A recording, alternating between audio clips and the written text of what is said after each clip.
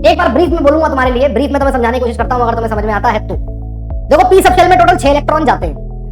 मजा आएगा अगर समझ में आएगा, सुनोगे ध्यान से, समझ में आएगा तो मजा आएगा कि यार क्यों ना हम ऐसे 3 ओरिएंटेशन में 3 एक्सिस के अलोंग ऐसे बढ़ जाएं कि जब अर्थ हमारे ऊपर अट्रैक्शन या रिपल्शन लगाए तो नेट फोर्स 0 हो जाए, नेट फोर्स 0 हो जाए।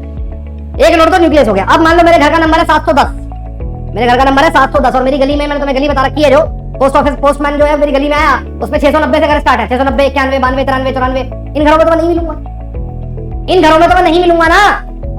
अगर ऋतिक श्रीवास्तव को ढूंढना है तो ऋतिक श्रीवास्तव को ढूंढने के लिए सबसे पहली घंटी वो 710 पे बजाएगा कि नहीं बजाएगा? बोलो हाँ या ना। हेलो बच्चों, कैसे हैं आप सभी लोग, क्या हाल चाल? बच्चों, रफ्तार सीरीज की केमिस्ट्री की क्लास में आप लोगों का बहुत बहुत बहुत बहुत बहुत बहुत स्वागत। मैं हूं आपका ऋतिक सर और आज हम पढ़ने जा रहे हैं स्ट्रक्चर ऑफ एटम। मेरे चेहरे पर जो मुस्कान और चमक आपको दिख रही है उसका कारण यह है कि आज इस चैप्टर का है आखिरी लेक्चर। ठीक है, तो आज हम एटॉमिक स्ट्रक्चर का जो डिस्कशन है इसका आखिरी हिस्सा डिस्कस करेंगे, इसका आखिरी पार्ट हम लोग बच्चों डिस्कस करेंगे। ठीक है, आज के लेक्चर में आपको बहुत सारी बातें बतानी है, बहुत सारी चीजें आपको बताएंगे हम आज के लेक्चर के अंदर। बहुत सारी बातें मुझे आपसे करनी है, बहुत सारे कॉन्सेप्ट्स हैं जो मैं आपको बताऊंगा। ये कहानी जो क्वांटम मैकेनिकल मॉडल से हमने स्टार्ट करी थी, क्वांटम मैकेनिकल मॉडल जो कि लास्ट मॉडल था, वेव मैकेनिकल मॉडल, वो वेव मैकेनिकल मॉडल से स्टार्ट होके आज ये कहानी अपने फाइनल स्टॉपेज पर पहुंचेगी, जहां पर हम इलेक्ट्रॉन्स को फिल करने का तरीका देखेंगे एटम्स के अंदर। ठीक है ना, तो चलिए बच्चों आज के लेक्चर की स्टार्टिंग करते हैं। और आज के लेक्चर में हमें पढ़ना है basically rules for filling of electrons, और उसके अलावा हमें क्या करना है, उसके अलावा बच्चों हम लोगों को जो कहानी मैग्नेटिक क्वांटम नंबर की चल रही थी वो पढ़नी। तो सबसे पहले बच्चों हमें पढ़ना है मैग्नेटिक क्वांटम नंबर। तो आ जाओ बच्चों, मैग्नेटिक क्वांटम नंबर की करते हैं तुमसे बात। मैग्नेटिक क्वांटम नंबर के बारे में कल मैंने आपको इतना बता दिया था कि ये क्वांटम नंबर लिंड भाई साहब ने दिया, और ये जो लिंड भाई साहब थे, इन लिंड भाई साहब ने जो क्वांटम नंबर बनाया था, इस क्वांटम नंबर की जो कहानी होती है ये आपको बताती है ओरिएंटेशन ऑफ द ऑर्बिटल। मैंने आपको ऑर्बिटल के बारे में बताया था कि ऑर्बिट शहर, सबशेल मोहल्ला, ऑर्बिट या शहर, सबशेल मोहल्ला। ऑर्बिटल वो घर जिसमें मिलेगा इलेक्ट्रॉन, लल्ला। ऑर्बिटल वो घर जिसमें मिलेगा इलेक्ट्रॉन, लल्ला। तो ऑर्बिट का शहर, सबशेल का मोहल्ला, ऑर्बिटल है वो घर जिसमें मिलेगा इलेक्ट्रॉन, लल्ला। तो ऑर्बिटल वो जगह है ऑर्बिट और सबशेल के अंदर जहां पर तुम्हें इलेक्ट्रॉन मिलने वाला है, जहां पर तुम्हें इलेक्ट्रॉन मिलने वाला है। ठीक है, जहां पर तुम्हें इलेक्ट्रॉन मिलने वाला है। Is it clear? तो क्या हुआ कि मैग्नेटिक क्वांटम नंबर का जन्म हुआ था स्टार्क इफेक्ट से। मैग्नेटिक क्वांटम नंबर जो था उसका जन्म हुआ स्टार्क इफेक्ट से। आपको याद होगा मैंने आपको सोमरफील्ड बताया था पिछले लेक्चर में। अजीमुथल क्वांटम नंबर की बात करते हुए हम लोगों ने थोड़ी सी सोमरफील्ड की बात की थी। सोमरफील्ड जो फील्ड में सोते सोते मर गए थे, इसलिए उनका नाम सोमरफील्ड पड़ा, क्योंकि वो फील्ड में सोते सोते मृत्यु को प्राप्त हो गए थे। कोई बात नहीं। तो n बराबर 2 से n बराबर 1 में जब इलेक्ट्रॉन गिरता है, n बराबर 2 से n बराबर 1 में जब इलेक्ट्रॉन गिरता है, तब क्या होता है? तब सोमरफील्ड ने ऑब्जर्व किया था कि जो 2-2-1 वाली लाइन है, सोमरफील्ड ने ऑब्जर्व किया था कि जो 2-2-1 वाली लाइन है, ये लाइन किसने ऑब्जर्व करी थी? ये लाइन ऑब्जर्व करी थी बोहर ने। फिर सोमरफील्ड ने ऑब्जर्व किया कि ये एक लाइन नहीं है, ये 2 लाइनें हैं। फिर स्टार्क आए, उन्होंने देखा कि जो दूसरी वाली लाइन है, अगर इसे मैग्नेटिक फील्ड में रख दें तो ये और 3 हिस्सों में टूट जाती है। अगर इस लाइन को हम मैग्नेटिक फील्ड में रख दें, इस स्पेक्ट्रम को अगर हम एक मैग्नेटिक फील्ड में रख के बनाएं, पूरे के पूरे सेटअप को एक मैग्नेटिक फील्ड में रख दें, तो ये जो दूसरी वाली लाइन थी भाई, इस पहली वाली लाइन का नाम पड़ा 2s और दूसरी वाली लाइन का नाम पड़ा था 2p। तो 2s वाली पे तो कोई फर्क नहीं पड़ा, लेकिन मैग्नेटिक फील्ड में जाके ये और 3 हिस्सों में टूट गई, ये और 3 हिस्सों में टूट गई। यानी यहां से स्टार्क को यह पता लगा कि 2p के अंदर भी इलेक्ट्रॉन के रहने की 3 जगहें हैं। 2p के रहने की भी इलेक्ट्रॉन के अंदर 3 जगहें हैं, 3 जगहें हैं। तो 2p जो कि सबशेल थी, उस सबशेल के अंदर भी there are 3 possibilities of stay of electron, 3 possibilities of locating the electron, 3 possibilities जिनसे वो इलेक्ट्रॉन, जहां पर वो इलेक्ट्रॉन रह सकता है, उन्हें नाम दे दिया गया ऑर्बिटल्स। हर एक पॉसिबिलिटी को नाम दे दिया गया ऑर्बिटल्स। ठीक है, क्या नाम दे दिया गया बेटे? ठीक है, ऐसे ही तो जब स्पेक्ट्रल लाइंस की स्प्लिटिंग हुई तो स्प्लिटिंग से ये पता लगा कि जो ऑर्बिटल्स होती हैं, देयर आर सबशेल के अंदर भी देयर आर स्पेसेस जिन्हें हम लोग बच्चों ऑर्बिटल्स कहते हैं। क्या कहते हैं? ऑर्बिटल्स कहते हैं। तो ऑर्बिटल्स के बारे में बताते हैं। ऑर्बिटल क्या होते हैं? ऑर्बिटल वो जगहें होती हैं जहां पर इलेक्ट्रॉन के मिलने की प्रोबेबिलिटी मैक्सिमम होती है। ऑर्बिटल्स वो जगहें होती हैं जहां पर इलेक्ट्रॉन के मिलने की जो प्रोबेबिलिटी होती है वो मैक्सिमम होती है। मतलब प्रोबेबिलिटी डेंसिटी का जो फंक्शन होता है वो 95% या उससे ज्यादा होता है। 95% या उससे ज्यादा होता है। एक बार ब्रीफ में बोलूंगा तुम्हारे लिए, ब्रीफ में तो मैं समझाने की कोशिश करता हूं, अगर तुम्हें समझ में आता है तो। देखो, पी सबशेल में टोटल 6 इलेक्ट्रॉन जाते हैं। मजा आएगा अगर समझ में आएगा, सुनोगे ध्यान से, समझ में आएगा तो मजा आएगा। इलेक्ट्रॉन जाते हैं, ठीक है। अब जो इलेक्ट्रॉन होता है ना, इलेक्ट्रॉन एक बार मैग्नेट होता है। इलेक्ट्रॉन अपने आप में एक छोटा सा मैग्नेट होता है, टाइनी बार मैग्नेट होता है, ठीक है। इलेक्ट्रॉन जो होता है छोटा सा नन्ना सा टाइनी बार मैग्नेट होता है। और हमारी जो अर्थ है ना, वो एक अपने आप में एक बहुत बड़ा मैग्नेट है। इन दोनों का मैग्नेटिक फील्ड आएगा, अर्थ का मैग्नेटिक फील्ड और इलेक्ट्रॉन का मैग्नेटिक फील्ड। ध्यान से सुनना। अब अर्थ का जो मैग्नेटिक फील्ड है और इलेक्ट्रॉन का मैग्नेटिक फील्ड है, या तो इन दोनों में अट्रैक्शन होगा। अगर अट्रैक्शन होगा, ये सबशेल पी सबशेल है, कल डंबल बनाया था ना, कल मैंने डंबल बनाया था ना, इस डंबल में इलेक्ट्रॉन पड़ा है, ये अर्थ है। अब इस अर्थ का मैग्नेटिक फील्ड है, ये डंबल का मैग्नेटिक फील्ड है। बच्चों, मेरे प्यारे प्यारे बच्चों, ये या तो एक दूसरे को अट्रैक्ट करेंगे, अगर ये अट्रैक्ट करेगा तो भी इसे बाहर निकाल लेगा, और या इसे रिपेल करेगा, रिपेल करेगा तो भी इसे बाहर फेंक देगा। इसका मतलब इस इलेक्ट्रॉन का एग्जिस्टेंस खतरे में है, इस इलेक्ट्रॉन का एग्जिस्टेंस खतरे में है। पी सबशेल में टोटल 6 इलेक्ट्रॉन्स जाते हैं, अभी हम निकालेंगे, देखना। पी सबशेल में टोटल कितने इलेक्ट्रॉन्स जाते हैं बेटा? 6 इलेक्ट्रॉन्स जाते हैं। पी सबशेल में कितने इलेक्ट्रॉन्स जाते हैं बच्चे? 6 सबशेल जाते हैं। 6 इलेक्ट्रॉन्स, 6 के 6 इलेक्ट्रॉन्स की मीटिंग हुई, 6 इलेक्ट्रॉन्स की मीटिंग हुई। जब 6 इलेक्ट्रॉन्स की मीटिंग हुई तो उन्होंने डिसाइड किया कि यार ऐसा हम क्या करें, ऐसा हम क्या करें, ऐसा हम क्या करें कि अर्थ के इफेक्ट से बच जाएं। अर्थ हमें खींच रही है या हमें भगा रही है, किसी भी तरीके से वो हमें ऑर्बिटल में और यहां सबशेल में रहने नहीं दे रही। तो उन 6 इलेक्ट्रॉनों ने आपसी सलाह से ये निकाला कि यार क्यों ना हम ऐसे 3 ओरिएंटेशन में, 3 एक्सिस के अलोंग ऐसे बढ़ जाएं कि जब अर्थ हमारे ऊपर अट्रैक्शन या रिपल्शन लगाए तो नेट फोर्स 0 हो जाए, नेट फोर्स 0 हो जाए। तो जब पीएक्स, पीवाई और पीजेड पर अर्थ का मैग्नेटिक फील्ड अट्रैक्ट करता है, अर्थ जब मैग्नेटिक फील्ड पर अट्रैक्ट करती है, अर्थ की मैग्नेटिक फील्ड जब इस इलेक्ट्रॉन के मैग्नेटिक फील्ड पे फोर्स लगाती है, वो फोर्स नेट जो निकल के आता है वो होता है 0। ये ऐसे अरेंज होते हैं कि एक दूसरे को काट देते हैं। तो ये है पीएक्स, ये है पीवाई, ये है पीजेड। ठीक है बच्चे, इस तरह से 3 ऑर्बिटल पी में बनी। यही डिस्कशन जब डी में हुआ तो डी वाले बोले हमें 5 में बंटना पड़ेगा क्योंकि हम डबल डंबल है, तो डी वाले 5 में बंट गए। 5 में से 2 एक्सिस के बीच में आए, सॉरी 3 एक्सिस के बीच में आए, ये दोनों, और ये एक्सिस के ऊपर आया और ये भी एक्सिस के ऊपर आया। ठीक है ना। ये जो जैकेट होती है इसे जैकेट बोलते हैं, डीजेड स्क्वायर में this is a jacket, this is a jacket. ठीक है। एक्चुअली डी जो होती है वो 6 होती है, डी जो होती है वो 6 होती है। अब तुमने वेव्स एक्चुअली पढ़ा नहीं है अभी, तो वेव्स में अगर तुम लोगों ने पढ़ा है इंटरफेरेंस, तो डी बेसिकली 6 होती है। जो 6 होती है, ये इसकी एक और बहन होती है, उसका हॉरिजॉन्टल लोब और इसका हॉरिजॉन्टल लोब मिलके डिस्ट्रक्टिव इंटरफेरेंस करते हैं, खत्म हो जाते हैं। मतलब उसका लोब और इसका लोब मिलके खत्म हो जाते हैं। तो ये ऐसा रह जाता है, ये अवशेष रह जाते हैं 5वीं वाली का, जो डीजेड स्क्वायर कहलाता है। ठीक है। तो इसे हम लोग डीजेड स्क्वायर बोलते हैं। बहुत ज्यादा डिटेल में जाने की तुम्हें जरूरत नहीं है, तुम्हें केवल याद रखना है कि डी के 5 शेप होते हैं, डी के 5 शेप होते हैं। अब एम की वैल्यूज कहां से कहां तक रेंज करती हैं? एम की वैल्यूज कहां से कहां तक रेंज करती हैं? एम की वैल्यूज बेटा कहां से कहां तक रेंज करती हैं? एम की वैल्यूज रेंज करती हैं किसी भी ऑर्बिटल के लिए कहां गया, for any orbit, for any subshell, एक स्लाइड ले लेते हैं यहां पे हम लोग।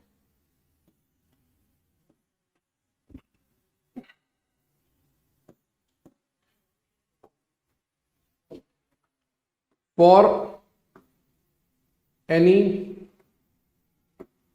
Given value of N subshell, for any given value of L, या फिर किसी भी फॉर गिवन सबशेल एम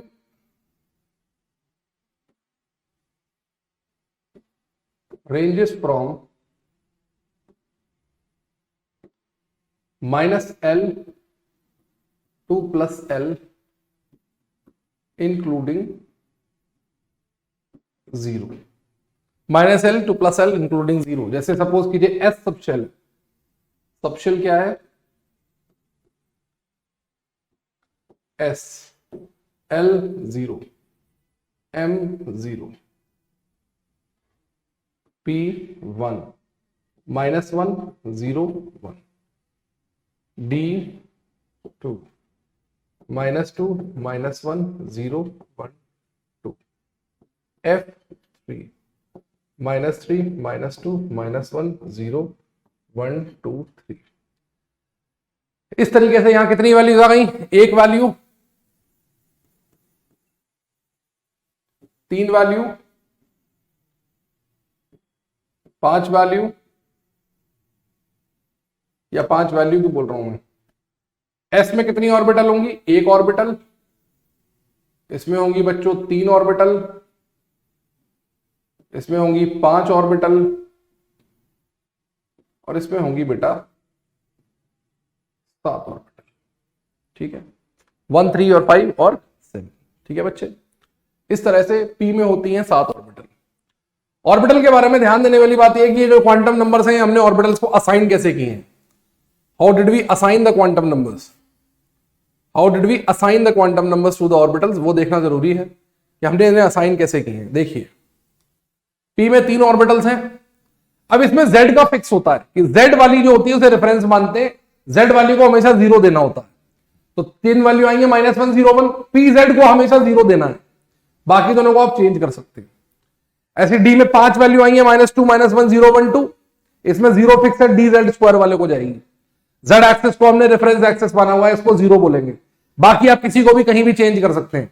इसे -2 मतलब इसको ऐसे लिख सकते हैं आप -2 -1 0 1 2, या फिर -2 -1 0 1 2, -2 -1 0 1 2, dxy से लेके चलेंगे dx स्क्वायर -y स्क्वायर तक, इसी ऑर्डर में रखना है, dxy dyz dz square dxz dx square -y square. ठीक है, यह ऑर्डर लिखा हुआ है नीचे, इसी ऑर्डर में रखना है, xy फिर yz फिर z स्क्वायर फिर xz फिर x स्क्वायर -y स्क्वायर, -2 -1 0 1 2 या -2 -1 0 1 2। इस तरह से ये इंटरचेंजेबल होते हैं क्वांटम नंबर्स के असाइनमेंट, आप किसी भी तरीके से किसी भी ऑर्बिटल को असाइन कर सकते हैं। ध्यान देने वाली बात यह है, each orbital can contain, each orbital can contain, अच्छा फिलहाल अभी इसकी बात नहीं करते, चलिए अभी थोड़ी देर में आते। इसका मतलब अब तक हमें इलेक्ट्रॉन की लोकेशन का आइडिया लग चुका है, अब तक हम लोग इलेक्ट्रॉन की लोकेशन के बारे में जान गए हैं बच्चों। इलेक्ट्रॉन की लोकेशन को हम 3 क्वांटम नंबर से बता सकते हैं, n से l से और m से, n से l से और m से, और इसीलिए हम किसी भी ऑर्बिटल को रिप्रेजेंट करते हैं साई n l m, ये ऑर्डर होता है, इसी ऑर्डर में लिखा होता है। जैसे अगर कहीं पर लिखा हुआ है साई 420, कहीं पे लिखा हुआ है साई 420, तो साई 420 है, n is equal to 4, l is equal to 2, और m यहां पर फिक्स है 0। 0 का मतलब क्या होगा, dz, 0 का मतलब क्या होगा, ये कौन सी है, 4dz square, n is equal to 4, l is equal to 2, तो 4d, और उसमें भी 0 किसका, dz स्क्वायर, dz स्क्वायर का। ठीक है, dz स्क्वायर का, क्लियर हो गई मेरी बात। ऐसे ही अगर अपने को निकालनी है लेट अस से साई 211, तो n बराबर 2, l बराबर 1 और m बराबर 1, तो मैं तुमसे बात कर रहा हूं 2px या 2py की, क्योंकि m बराबर 1 इज इंटरचेंजेबल। आप px को भी कह सकते हैं। और मेरे प्यारे बच्चों आप py को भी कह सकते हैं, इंटरचेंजेबल है ना।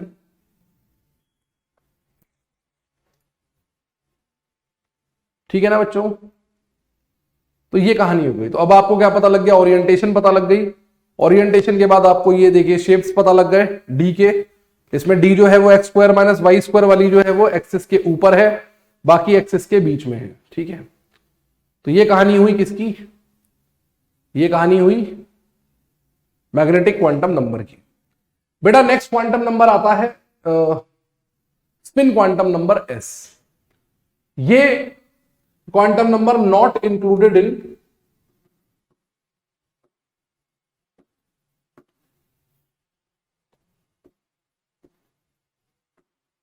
not given by original wave mechanical model. ठीक है ना। ये जो क्वांटम नंबर था बच्चों, ये ओरिजिनल वेव मैकेनिकल मॉडल में नहीं था। ये जो क्वांटम नंबर था ये ओरिजिनल वेव मैकेनिकल मॉडल में नहीं था। ये बाद में दो लौंडे थे, एक का नाम था गाउट स्मिट और एक का नाम था अलन बैक। कैसे कैसे नाम होते हैं लोगों के, गाउट स्मिट और अलन बैक, इन दोनों ने दिया था। ये क्वांटम नंबर बाद में बनाया गया था, गाउट स्मिट और अलन बैक। दो और साइंटिस्ट थे, एक का नाम था स्टर्न और एक का नाम था गरलैक। ये आप लोग मॉडर्न फिजिक्स में इनका नाम सुनेंगे, यहां भी नाम हल्का सुनते हैं आप, स्टर्न गरलैक। बहुत ज्यादा आपके सिलेबस में है नहीं। उन दोनों ने इसका एक्सपेरिमेंट किया था, बाद में इन दोनों लॉन्डों ने, अलन बैक और गाउट स्मिट ने इसका क्वांटम नंबर बनाया। क्वांटम नंबर की इसकी केवल दो वैल्यूज पॉसिबल होती हैं, प्लस हाफ और माइनस हाफ। प्लस हाफ और माइनस हाफ। पहली बात तो ये समझ लो कि इस क्वांटम नंबर की जो वैल्यू होती है ये प्लस हाफ और माइनस हाफ होती है। ठीक है ना। इस क्वांटम नंबर की जो वैल्यू होती है ये प्लस हाफ और माइनस हाफ होती है। Spin off electron has only to values, plus half और माइनस हाफ। ठीक है। इससे ये पता लगा कि एक ऑर्बिट, क्योंकि इलेक्ट्रॉन अपनी एक्सिस पर घूमता है, इलेक्ट्रॉन अपनी एक्सिस पर घूमता है। ठीक है ना। इलेक्ट्रॉन अपनी एक्सिस पर घूमता है। ठीक है। तो अपनी एक्सिस पर घूमने की वजह से इलेक्ट्रॉन जो होता है, वो इलेक्ट्रॉन जो घूमता है, तो हमने देखा कि दो ही तरह की स्पिन की पॉसिबल वैल्यूज हैं। अगर दो ही तरह की पॉसिबल स्पिन की वैल्यूज हैं, दैट मींस यहां से एक बात ये साबित हुई by the spin quantum number, ये बात साबित हुई an orbital can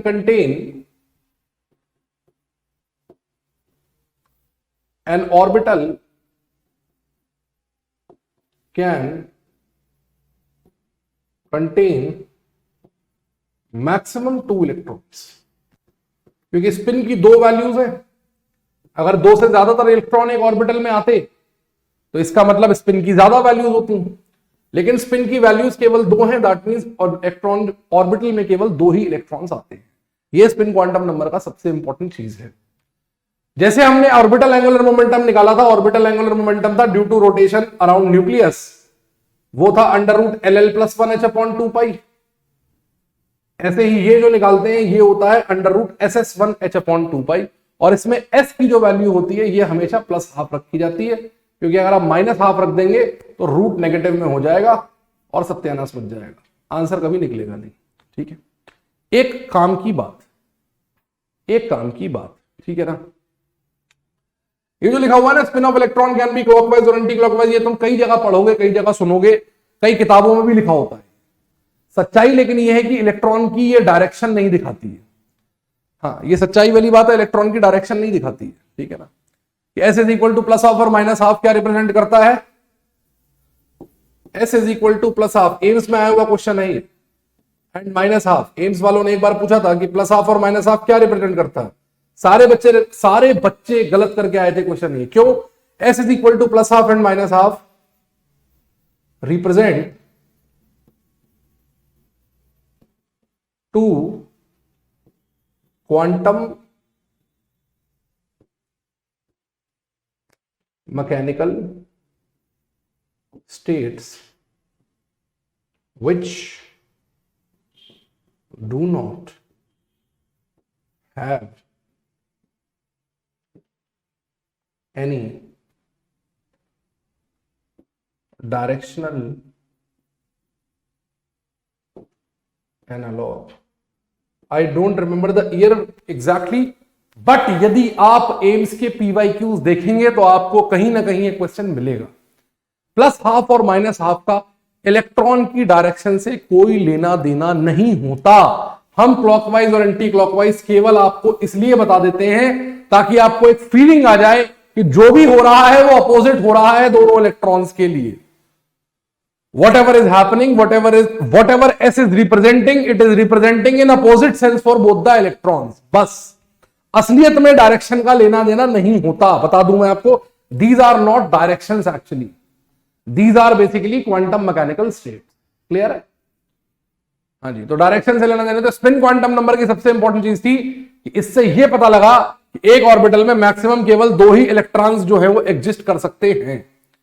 एक ऑर्बिटल में केवल 2 इलेक्ट्रॉन जो है वो एग्जिस्ट करेगा। ठीक है, केवल कितना इलेक्ट्रॉन एग्जिस्ट करेगा? 2। अब आइए जरा ट्रिक्स बनाते हैं। ट्रिक्स बताता हूं, कुछ शॉर्टकट बताता हूं जो काम आएंगी। कल से लेके अभी तक जितने रिजल्ट निकाले हैं उनको देखते हैं। Trick number 1, for nth shell number of subshells. कल निकाली थी मैंने n। फर्स्ट शेल में एक ही सब शेल थी 1s, सेकंड में 2 थी 2s 2p, थर्ड में 3 थी 3s 2p, 3s 3p 3d, 4 में 4 थी, 5 में 5 होंगी। फॉर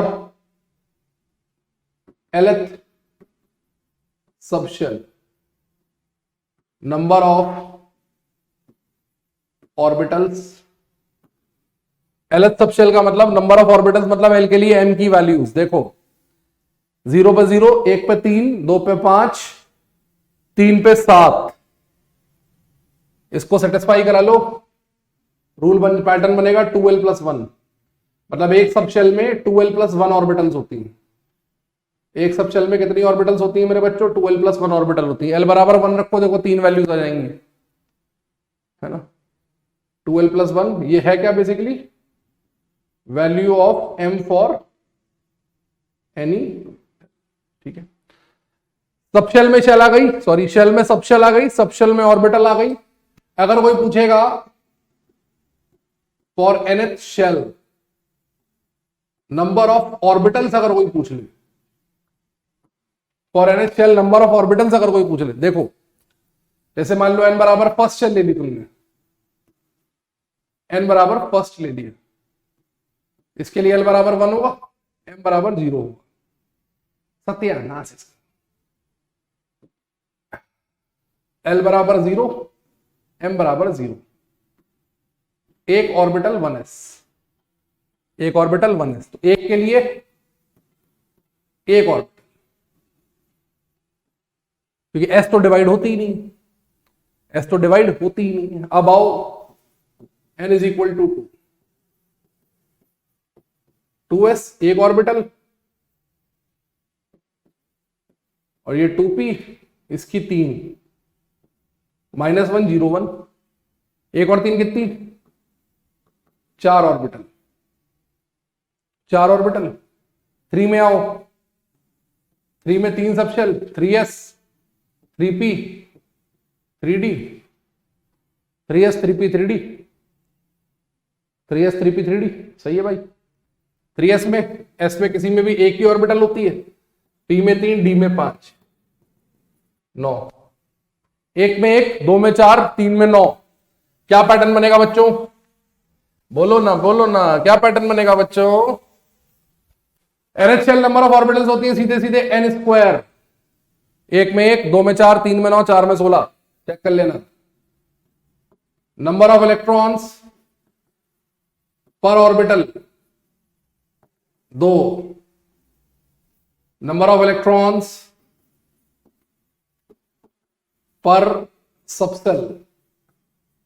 एक सबसेल में कितनी ऑर्बिटल होती है? 2l + 1, और एक ऑर्बिटल में इलेक्ट्रॉन होते हैं बेटा 2, तो ये हो गया 4l + 2, या फिर 2 × 2l + 1। ठीक है,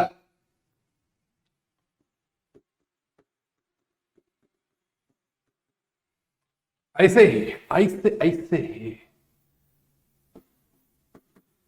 number of electrons in a shell.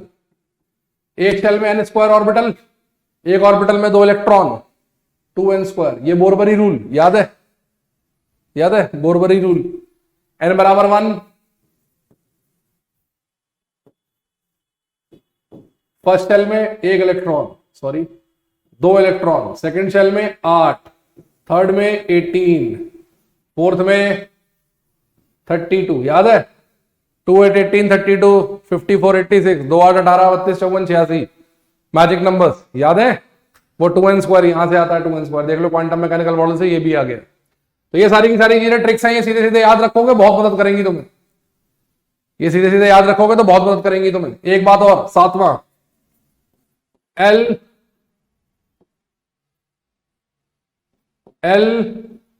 is smaller than n always। L हमेशा n से छोटा होता है। L कभी भी अजीमुथल क्वांटम नंबर कभी भी n से बड़ा नहीं हो सकता। देयर इज नो पॉसिबिलिटी, कोई ऐसा आइटम नहीं है जहां पर यह पॉसिबिलिटी हो जाए कि L जो है वो n से बड़ा हो जाए। L हमेशा n से छोटा होता है। ये वो सारी बातें हैं जो याद रखने वाली हैं to solve the questions of quantum mechanical model, to solve the questions of quantum mechanical model. ठीक है, समझ में आ गई मेरी बात? ठीक है ना, समझ में आ गई ना मेरी बात? भाई अगर आप इलेक्ट्रॉन के घर पहुंचे तो वहां पर आपको 2 लोग मिले। एक घर में 2 ही लोग रह सकते हैं, आपको 2 लोग मिले। एक या तो मैं था, कल आप मुझे चिट्ठी भेजी थी ना आपने, तो चिट्ठी रिसीव करने के लिए या तो मैं था या कोई और था। अगर मैं था तो +½ नहीं था तो -½ तो एक घर में 2 ही लोग रह सकते हैं, 2 लोग रह सकते हैं, ये बता दिया हमें स्पिन क्वांटम नंबर ने। इसका मतलब ये हुआ, इसका मतलब ये हुआ कि पिक्चर जो है ना वो कुछ ऐसी है। अगर मैं देखूं तो पिक्चर जो है ना वो कुछ ऐसी है। अगर मैं देखने की कोशिश करूं तो पिक्चर जो है वो कुछ ऐसी है। मतलब एक इमेजिनेशन अगर मैं करूं क्वांटम मैकेनिकल मॉडल के अकॉर्डिंग, तो पिक्चर मेरे दिमाग में कुछ ऐसी सी बनती है कि ये एटम है, ये एक ऑर्बिट है, इस ऑर्बिट के सेंटर में ठीक बीचों बीच में न्यूक्लियस है, ये एक ऑर्बिट है, लेकिन अभी एक पाथ नहीं है, ये एक शेल है, और इस शेल के अंदर इलेक्ट्रॉन कहीं भी हो सकता है। ठीक है ना, अभी शेल में अलग अलग कॉलोनियां बनी हुई हैं, इस शेल में अलग अलग कॉलोनियां बनी हुई हैं। जैसे लेटस से ये मान लो n बराबर सेकंड शेल है, ये n बराबर सेकंड शेल है, इसमें 2 कॉलोनियां होंगी। एक होगी 2s कॉलोनी, इस 2s कॉलोनी में एक ही घर है। भाई n बराबर 2 के लिए l की 2 वैल्यूज पॉसिबल है ना मेरे बच्चों। l बराबर 0, l बराबर 1, 2s, l बराबर 0, देखो ना l बराबर 0, l बराबर 1, m बराबर 0, m बराबर -1 0 1।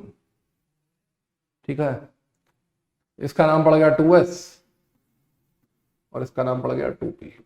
तो इसमें 2 कॉलोनियां हैं 2s, m की एक ही वैल्यू है, मतलब एक कॉलोनी में एक ही घर है, एक ही ऑर्बिटल है, जो कॉलोनी है वही घर है, जो वो घर है वही कॉलोनी है। और एक कॉलोनी है 2p, इसमें 3 घर है, 2px 2pz 2py। उल्टा भी लिख सकते थे, इन दोनों को इंटरचेंज भी कर सकते। ठीक है, और इन घरों के अंदर इलेक्ट्रॉन जो होगा वो पाया जाएगा, खुदरा होगा, और दोनों इलेक्ट्रॉन की जो स्पिन होगी वो अपोजिट होगी। स्पिन को हम अपोजिट स्पिन को ऐसे दिखाते हैं, एक का एरो ऊपर की तरफ, एक का एरो नीचे की तरफ। ठीक है ना, तो कुछ ऐसी पिक्चर है मेरे हिसाब से, कुछ ऐसी पिक्चर है। ये शहर है, ये पूरा का पूरा ये एक सबशेल है, और उसमें से ये एक डिब्बा, ये एक ऑर्बिटल है, और ऑर्बिटल के अंदर अपने को इलेक्ट्रॉन मिल रहा है। ये पिक्चर बनती है मेरे हिसाब। अगर मैं इस पिक्चर को ध्यान से देखूं, अगर मैं इस पिक्चर को ध्यान से देखूं तो एक चीज निकल के आती है, वो होती है नोड्स। एक चीज निकल के आती है, कॉन्सेप्ट निकल के आता है, वो कॉन्सेप्ट होता है the concept of nodes. What is the concept of nodes? What is the concept of nodes?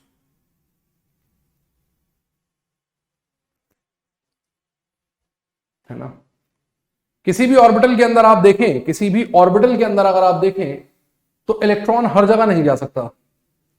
किसी भी ऑर्बिटल के अंदर अगर आप देखें तो इलेक्ट्रॉन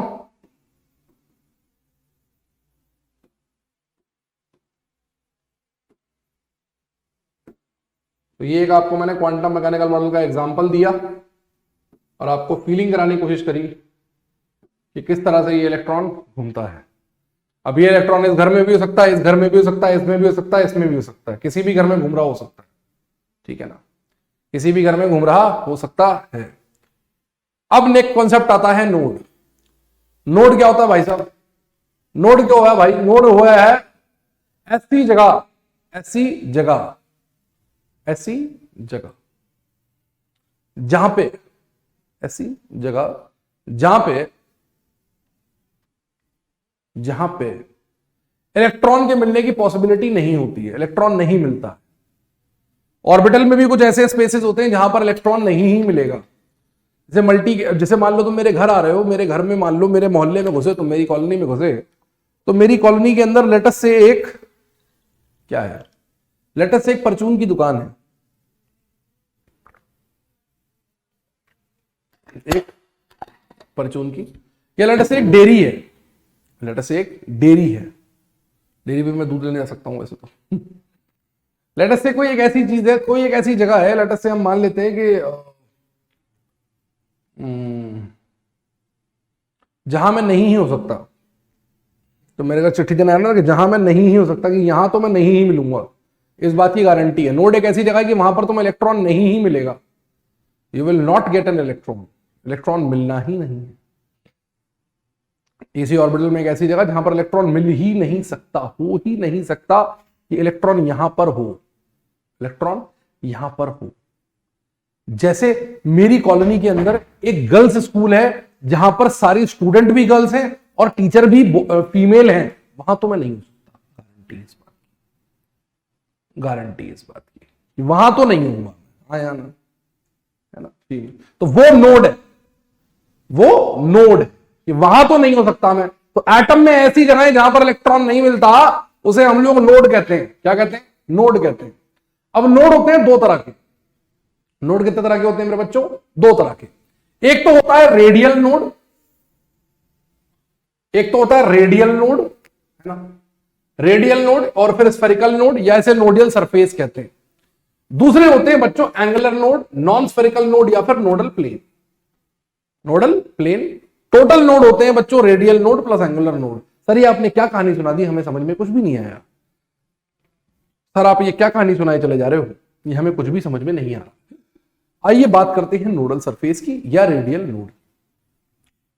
नोडल सरफेस या रेडियल नोड जो होते हैं, ये होते हैं along the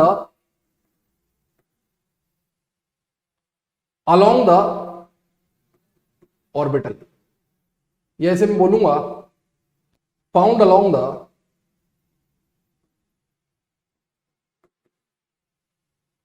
found while moving along orbital from, या इसको मैं ऐसे बोलूं कि जब आप न्यूक्लियस से चलेंगे तब आपको मिलेंगे, या फिर मैं यूं कहूं found at a distance, at some distance from nucleus. सबसे आसान तरीका ये न्यूक्लियस से कुछ दूरी पर पाए जाते हैं, न्यूक्लियस से कुछ दूरी पर पाए। देखो एक नोड तो न्यूक्लियस होगा ही होगा, इलेक्ट्रॉन के ना होने की जगह एक जगह तो पक्का है कि न्यूक्लियस होगा ही होगा, कि न्यूक्लियस पे तो नहीं ही होगा। मेरी कॉलोनी एक गेटेड कॉलोनी है, गेटेड कम्युनिटी है, तो मैं गेट पर बैठ के चौकीदारी तो नहीं कर रहा हूं, इस बात की तो गारंटी है, इस बात की तो गारंटी है। तो इलेक्ट्रॉन जो है वो गेट पर बैठा चौकीदारी तो नहीं कर रहा है, न्यूक्लियस के अंदर तो नहीं है, इस बात की गारंटी हम शुरू से मानते हैं। एक नोड तो न्यूक्लियस हो गया, एक नोड तो न्यूक्लियस हो गया। अब मान लो मेरे घर का नंबर है 710, मेरे घर का नंबर है 710, और मेरी गली में, मैंने तुम्हें गली बता रखी है, जो पोस्ट ऑफिस पोस्टमैन जो है मेरी गली में आया, उसमें 690 से घर स्टार्ट है, 690, 91, 92, 93, 94। इन घरों में तो मैं नहीं मिलूंगा, इन घरों में तो मैं नहीं मिलूंगा ना।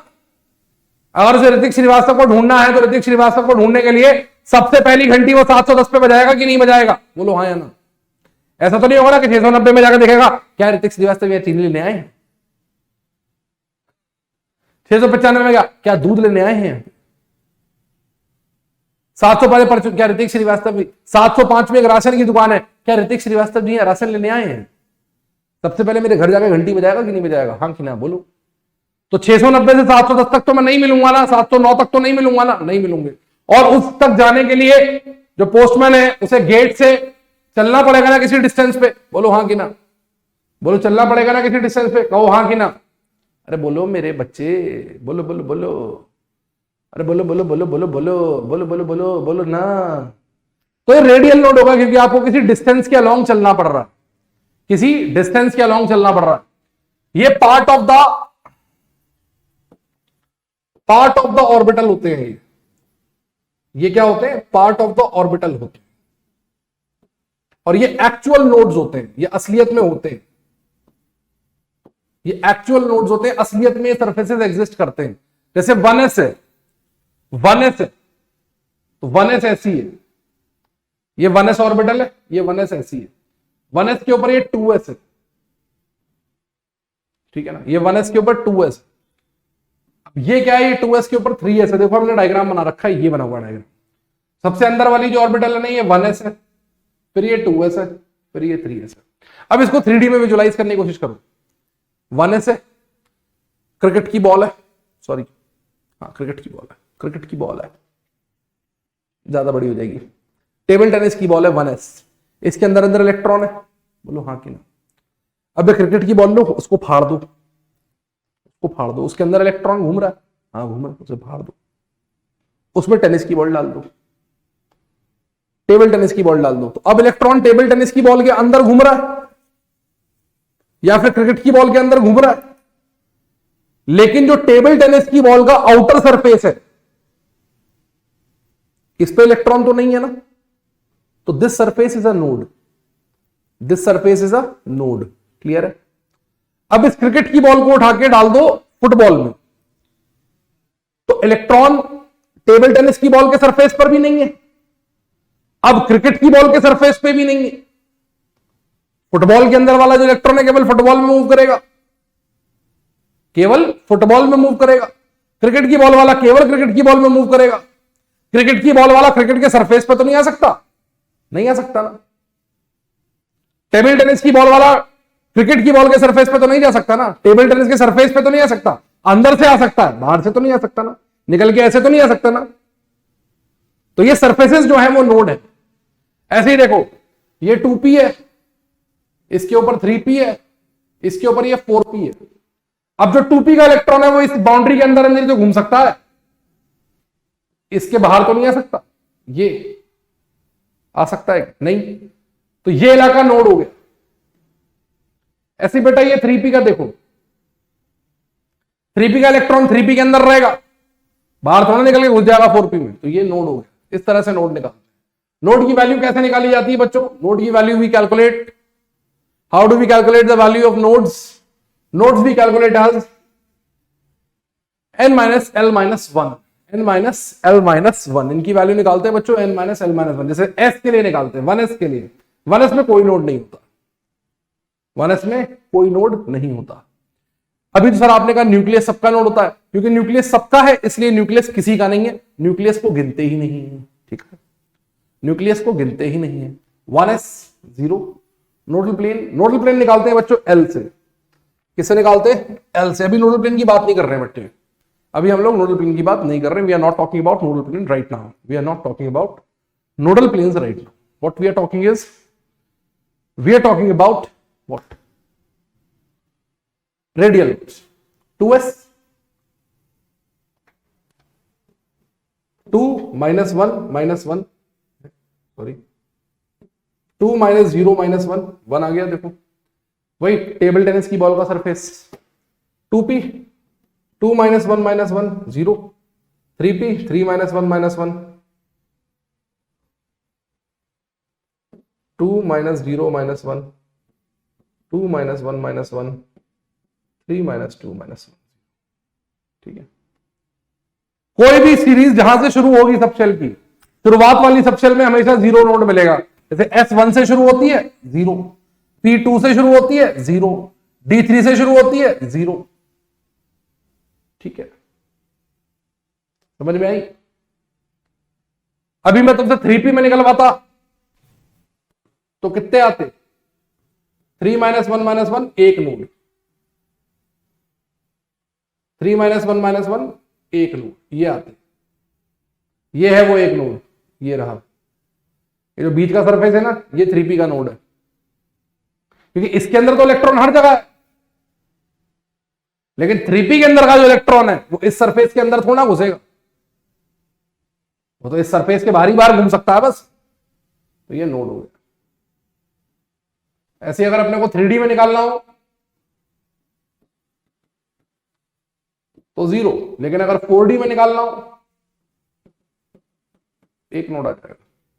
वही 3D का सरफेस, क्योंकि ये इलेक्ट्रॉन ये वाला ये पूरे में घूम सकता है, लेकिन ये इलेक्ट्रॉन जो है ना, ये इस सरफेस को फाड़ के अंदर नहीं घुस सकता। तो ये सरफेस हमेशा इसका नोड बना रहेगा, ये सरफेस हमेशा इसका क्या बना रहेगा? नोड बना रहेगा। ठीक है ना? अब आइए टाइप ऑफ नोडल प्लेन्स पे। नोडल प्लेन्स क्या होते हैं? नोडल प्लेन्स को हम लोग एंगुलर नोड्स भी कहते हैं। नोडल प्लेन को हम लोग एंगुलर नोड्स भी कहते हैं। ठीक है, नोडल प्लेन को हम लोग क्या बोलते हैं बच्चों? एंगुलर नोड्स भी बोलते हैं।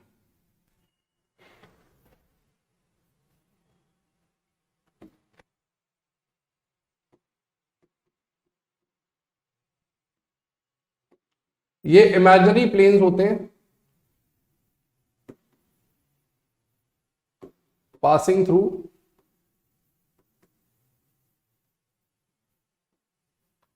Centre of orbital. और सेंटर ऑफ ऑर्बिटल पे क्या होता है? न्यूक्लियस। तो ये सेंटर ऑफ ऑर्बिटल से ही पास होते हैं, केवल इनका एंगल डिफरेंट होता है, डिस्टेंस पे नहीं होते हैं, ये एंगल डिफरेंट होता है इनका। सपोज करो वो मेरे घर के बाहर जाके खड़ा हो गया, अब उसको पता चला इस वाली घर में 4 घर हैं, 4 घर हैं, है ना? 4 घर हैं, मतलब एक बिल्डिंग है, मेरा जो घर है वो एक बिल्डिंग नहीं है, उस बिल्डिंग में 4 घर है। तो उसने अपने स्कूटर यहां खड़ा कर दिया, तो 510, 610, 710 और 810, मैं यहां मिलूंगा, मेरा घर ये है।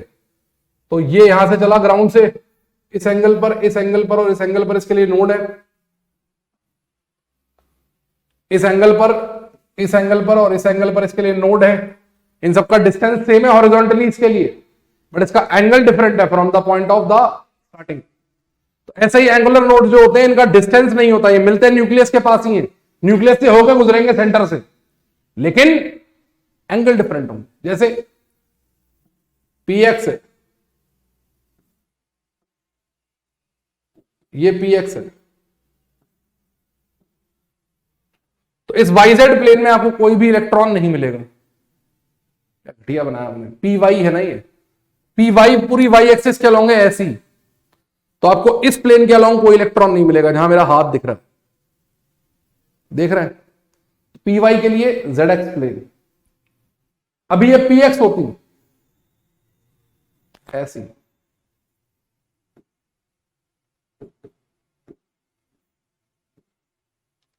ऐसी होती, तो आपको इस प्लेन के अलोंग कोई इलेक्ट्रॉन नहीं मिलता, है ना? dxy,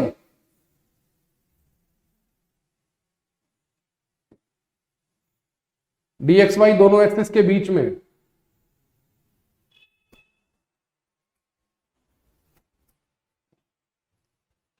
ये जो प्लेन जा रहा है ना,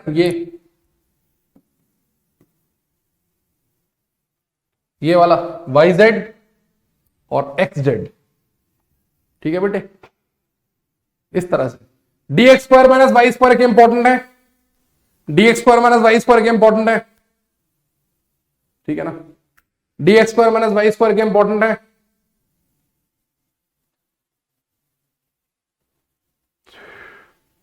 टू कैसे? इसके नोड्स ऐसे होते हैं, क्योंकि ये खुद एक्सिस के अलोंग होती है ना,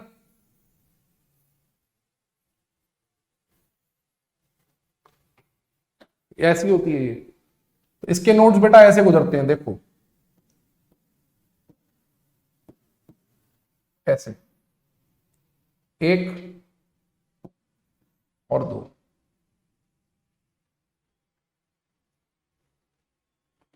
ऐसे गुजरते हैं 45 डिग्रीज के एंगल पर, इस तरीके से पास होते हैं।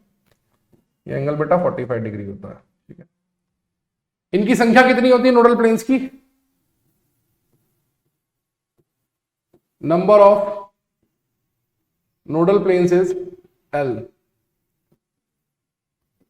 किसी भी सबशेल में, किसी भी ऑर्बिटल में नोडल प्लेन्स निकालने हैं वो L होते हैं, ठीक है। वो होते हैं मेरे प्यारे बच्चों L। कितने होते हैं? L।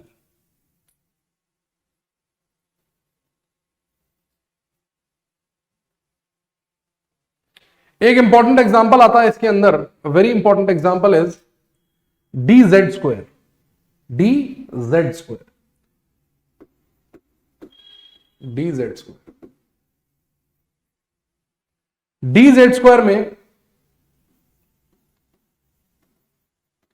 रेडियल नोड्स और nodal surfaces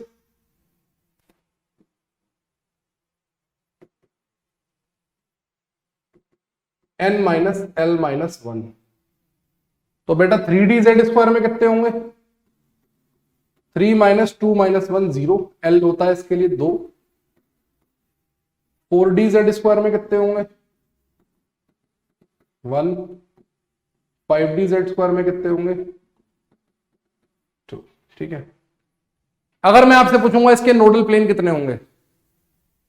nodal plane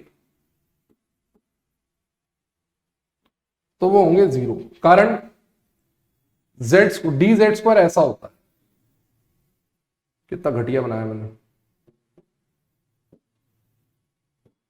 technology है लेकिन यूज नहीं करनी है।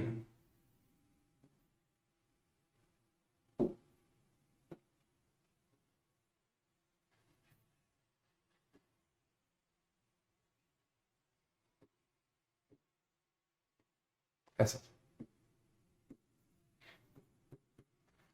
अब आप कोई भी प्लेन काटेंगे तो ये जैकेट कटेगी, कोई भी प्लेन काटेंगे ना तो ये जैकेट कटेगी। इसको ऐसे समझिए, ये जैकेट है ना, आप कोई भी प्लेन काटें ये हाथ को काटते हुए निकलेगी। तो इसका नोड कैसे बनेगा? इसमें नोडल प्लेन 0 होंगे। अगर मैं पूछूंगा एंगुलर नोड तो पहला सवाल आप क्या देंगे? 0। लेकिन एंगुलर नोड इसमें 2 होते हैं। हम बाकी सब जगहों पर नोडल प्लेन और एंगुलर नोड को एक ही बात बोलते हैं, केवल इस ऑर्बिटल के लिए नोडल प्लेन और एंगुलर नोड अलग अलग होते हैं। इसमें 2 एंगुलर नोड होते हैं। कौन कौन से? ऐसे,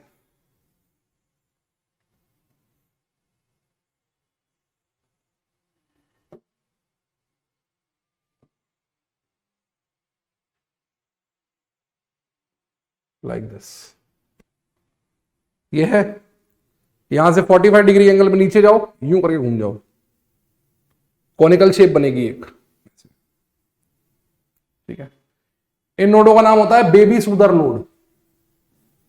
बेबी सूदर।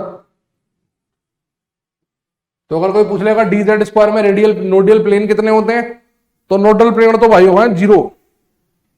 नोडल प्लेन कितने हुए भाई? नोडल प्लेन तो हुए 0। और जो कोई यूं पूछ ले नोडल प्लेन तो है भाई 0, और जो कोई न्यू पूछ ले कि रेडियल नोड एंगुलर नोड कितने हो, तो वो है 2। ठीक है भाई, चलो भाई क्वेश्चन करें। आओ, find out the value of NLM for the following orbitals. न कर लोगे यार, ये तो तुम लोग आसान सा क्वेश्चन है, इसमें कुछ भी नहीं है, हटाओ इसे। क्वेश्चन होशियार बच्चे इस पे आओ। Which of the following set of quantum numbers is possible? इनमें से कौन सा set of quantum numbers n is equal to 3, l is equal to 2, m is equal to -3, n is equal to 3, l is equal to 3, m is equal to 0। 4 option दिए, कौन सा possible है वो बताना मेरे को। देखो पहले वाले को चेक करते हैं। n3 है, l2 है, l छोटा n से, यहां तक सही चल रही कहानी। l बराबर 2 के लिए m -2 -1 0 1 2 हो सकता है, -3 नहीं हो सकता। यो कट लिया। इसमें आ जाओ, इसमें तो भाई एल अपनी औकात ही भूल गया, एन एल के बराबर हो लिया, हो ही नहीं सकता, औकात ही नहीं है उसकी। n is equal to 3, l is equal to m, m is equal to -1, s is equal to -1, दिख रही है पॉसिबिलिटी, ठीक है, no problem.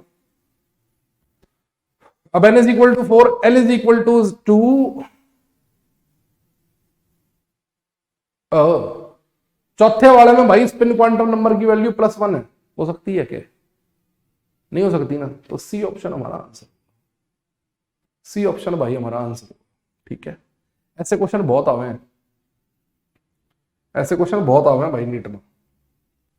Calculate the total number of electron in D subshell, D subshell में निकालने, किसमें निकालने? D subshell में।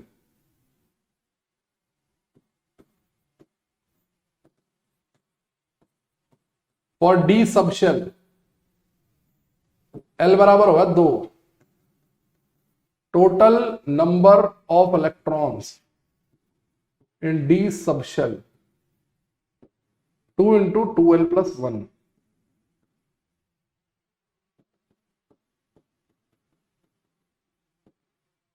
दस इलेक्ट्रॉन आ गए भाई। यहां से याद भी कर लो, वैसे तो याद होगा तुम्हें, फिर भी एक बार रिवाइज कर लो। एस में हुआ 2 इलेक्ट्रॉन, पी में हुआ करें 6, डी में 10 और एफ में 14, ठीक है ना। कैसे आ गए? इसी फॉर्मूले से आ गए। L बराबर 0 पुट कर लेना, L बराबर 1 पुट कर लेना, L बराबर 2 पुट कर लेना और L बराबर 3 पुट कर लेना, ठीक है, आंसर आ जाएगा 2, 6, 10, 14। Next, in orbitals n is equal to 3, l is equal to 2, find total number of electrons for which the value of spin quantum number is -12। Question पे ध्यान दीजिएगा, सबसे पहले उसने कहा है ऑर्बिटल्स, शब्दों पर बड़ा ध्यान दीजिएगा, शब्द बड़े वजनदार हैं यहां पर, शब्दों पर गड़बड़ हुई तो गड़बड़ हो जाएगी, क्योंकि n is equal to 3 और l is equal to 2 देखते ही आपके दिमाग में आएगा 3D। इस क्वेश्चन की अप्रोच क्या रहती है बच्चों के दिमाग में, कैसे सॉल्व करते हैं इस क्वेश्चन को, कैसे पढ़ते हैं इसके पीछे, ऐसे n is equal to 3, l is equal to 2, इसका मतलब 3D, इसका मतलब 10 इलेक्ट्रॉन। अब इन 10 इलेक्ट्रॉनों में s की वैल्यू +12 और s की वैल्यू -12, हमें केवल -12 वाले चाहिए, तो 5 इलेक्ट्रॉन हमारा आंसर होगा, बी ऑप्शन हो गया, गलत हो गया क्वेश्चन। क्यों? क्योंकि ये 3D सबशेल है। उसने क्वेश्चन में ऑर्बिटल बोला, और अभी अभी मैंने आपको बताया each orbital can contain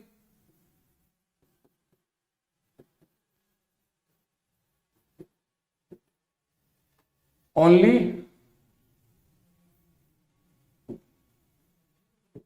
2 electrons, 2 electron contain करेगी, एक डब्बे की बात कर रही है भाई। डी सबशेल का मतलब 5 डिब्बे,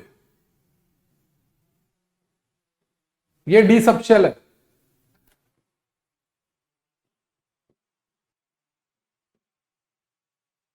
और ये एक डी ऑर्बिटल है मेरे बच्चे, ऑर्बिटल में 2 ही इलेक्ट्रॉन जाएंगे। तो पूछ रहा एस इज इक्वल टू -12, एक का +12 होगा और एक का कितना होगा? -12।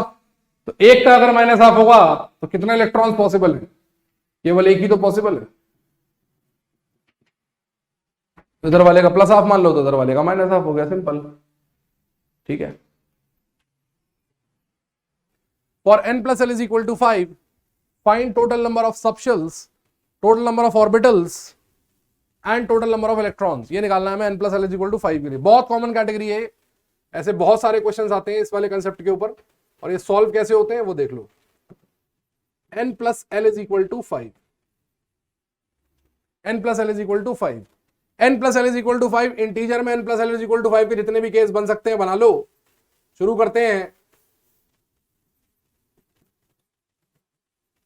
अगर ये 5 हो और ये 0 हो तो 5 हो जाएगा, ये 4 हो ये 1 हो, ये 3 हो ये 2 हो, ये 2 हो ये 3 हो, ये 1 हो ये 4 हो, ये 0 हो और ये 5 हो। नेगेटिव ना तो n जा सकता है ना l जा सकता है, ठीक है ना। नेगेटिव ना तो n जा सकता है ना l जा सकता है। क्लियर है मेरी बात? ठीक है। अब इसमें देखो ये वाले 3 केस पॉसिबल ही नहीं है। क्यों नहीं है पॉसिबल? क्योंकि इन तीनों केसों में l n से बड़ा है, जो कि इसकी औकात से बाहर की बात है, जो कि इसकी औकात से बाहर की बात है। क्या बोलते हो? तो ये तो होगा नहीं, यानी ये तीनों केसेस पॉसिबल है। 50 इसका मतलब 5s, 41 मतलब 4p और 3d। तीन तो सबशेल्स आ गई। सबशेल्स कितनी आ गई यहां लिखते चलो, 3 आ गई, ठीक है ना। सबशेल्स आ गई 3, क्लियर है। अब ऑर्बिटल्स, ऑर्बिटल्स देख लो, इसमें ऑर्बिटल्स कितनी होंगी 5s में, एक। 5s में तो एक ही ऑर्बिटल होती है। p में कितनी ऑर्बिटल्स होती हैं, अब तक तो पता चल गया यार, कितनी होती हैं, 3। और d में कितनी होती हैं, 5। ऑर्बिटल्स कितनी होंगी मेरे बच्चों, जिनके लिए n+l बराबर हो सकता है 5, 3, 8 और 1, 9। और एक ऑर्बिटल में नंबर ऑफ इलेक्ट्रॉन कितने जाएंगे, 9 ऑर्बिटल है इंटू 2, 18। तो ऐसे कितने इलेक्ट्रॉन पॉसिबल है,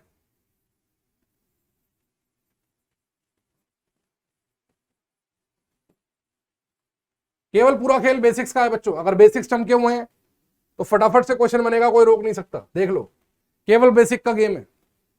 अगर आपने मॉडल ढंग से पढ़ा है, बेसिक्स आपको याद है, क्वेश्चन होने से कोई रोक नहीं सकता। देखिए धनाधन बन गया क्वेश्चन, कुछ नहीं किया मैंने, आसान सा क्वेश्चन था, कुछ भी नहीं था क्वेश्चन के अंदर।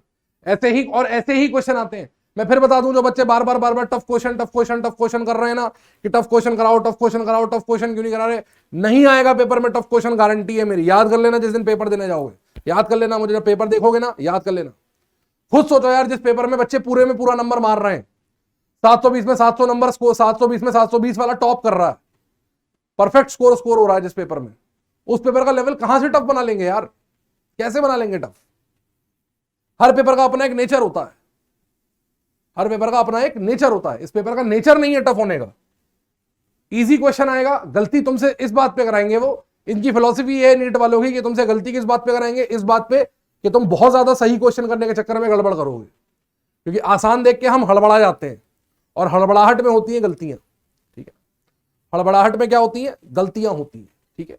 इसलिए इस बात का ध्यान रखना है कि अपने को हड़बड़ाना नहीं है। Total number of atomic orbitals in 4th energy level, 4th energy level, इसका मतलब n = 4। और ऑर्बिटल्स पूछी हैं, तो ऑर्बिटल्स इन nth शेल कितनी बताई थी कल मैंने, सॉरी अभी मैंने, n²।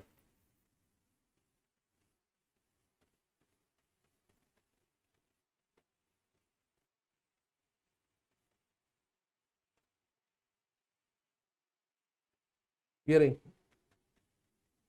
n² बताई थी ना।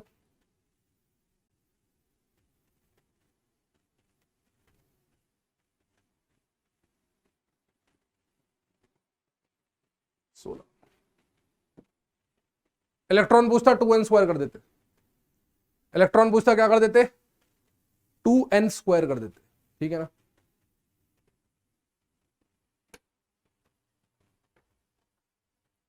Next, calculate the number of electron present in m shell. m shell मतलब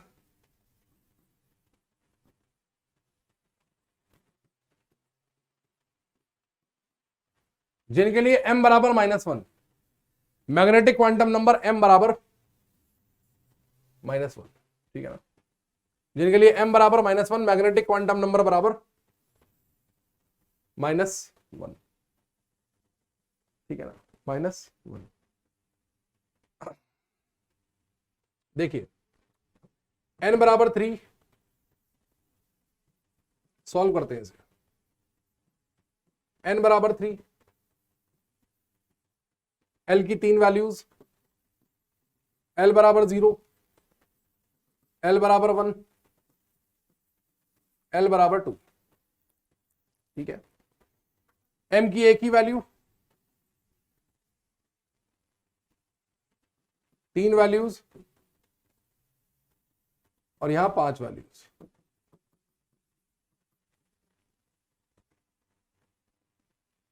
हमें m बराबर -1 चाहिए, एक बार यहां आ रहा है और एक बार यहां आ रहा है, और एक m की वैल्यू एक ऑर्बिटल को रिप्रेजेंट करती है। एक ऑर्बिटल मतलब एक डब्बा, इसके लिए m बराबर -1 और एक डब्बे में कितने इलेक्ट्रॉन रहते हैं? 2। और यहां एक डब्बे में कितने इलेक्ट्रॉन जाएंगे? 2। तो total number of electrons 2 + 2 4। Total number of electrons कितने होंगे? 4। कितने होंगे? 4। Simple.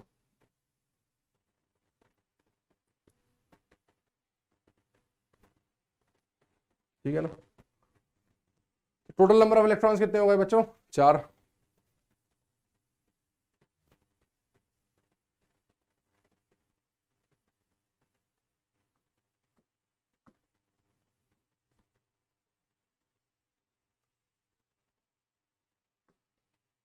Angular momentum of electron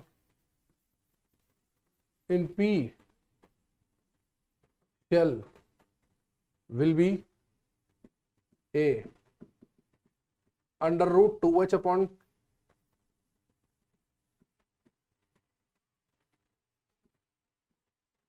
अरे यार √2h upon 2 pi 3h upon 2 pi 3h upon pi 6h upon pi। Sir इसमें क्या है? फटाफट से सॉल्व कर देंगे, ए आंसर आएगा।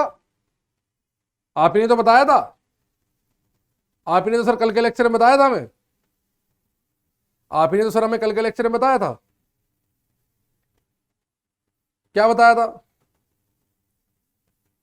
कि सर एंगुलर मोमेंटम जो होता है वो होता है, ऑर्बिटल एंगुलर मोमेंटम जो होता है वो होता है √LL+1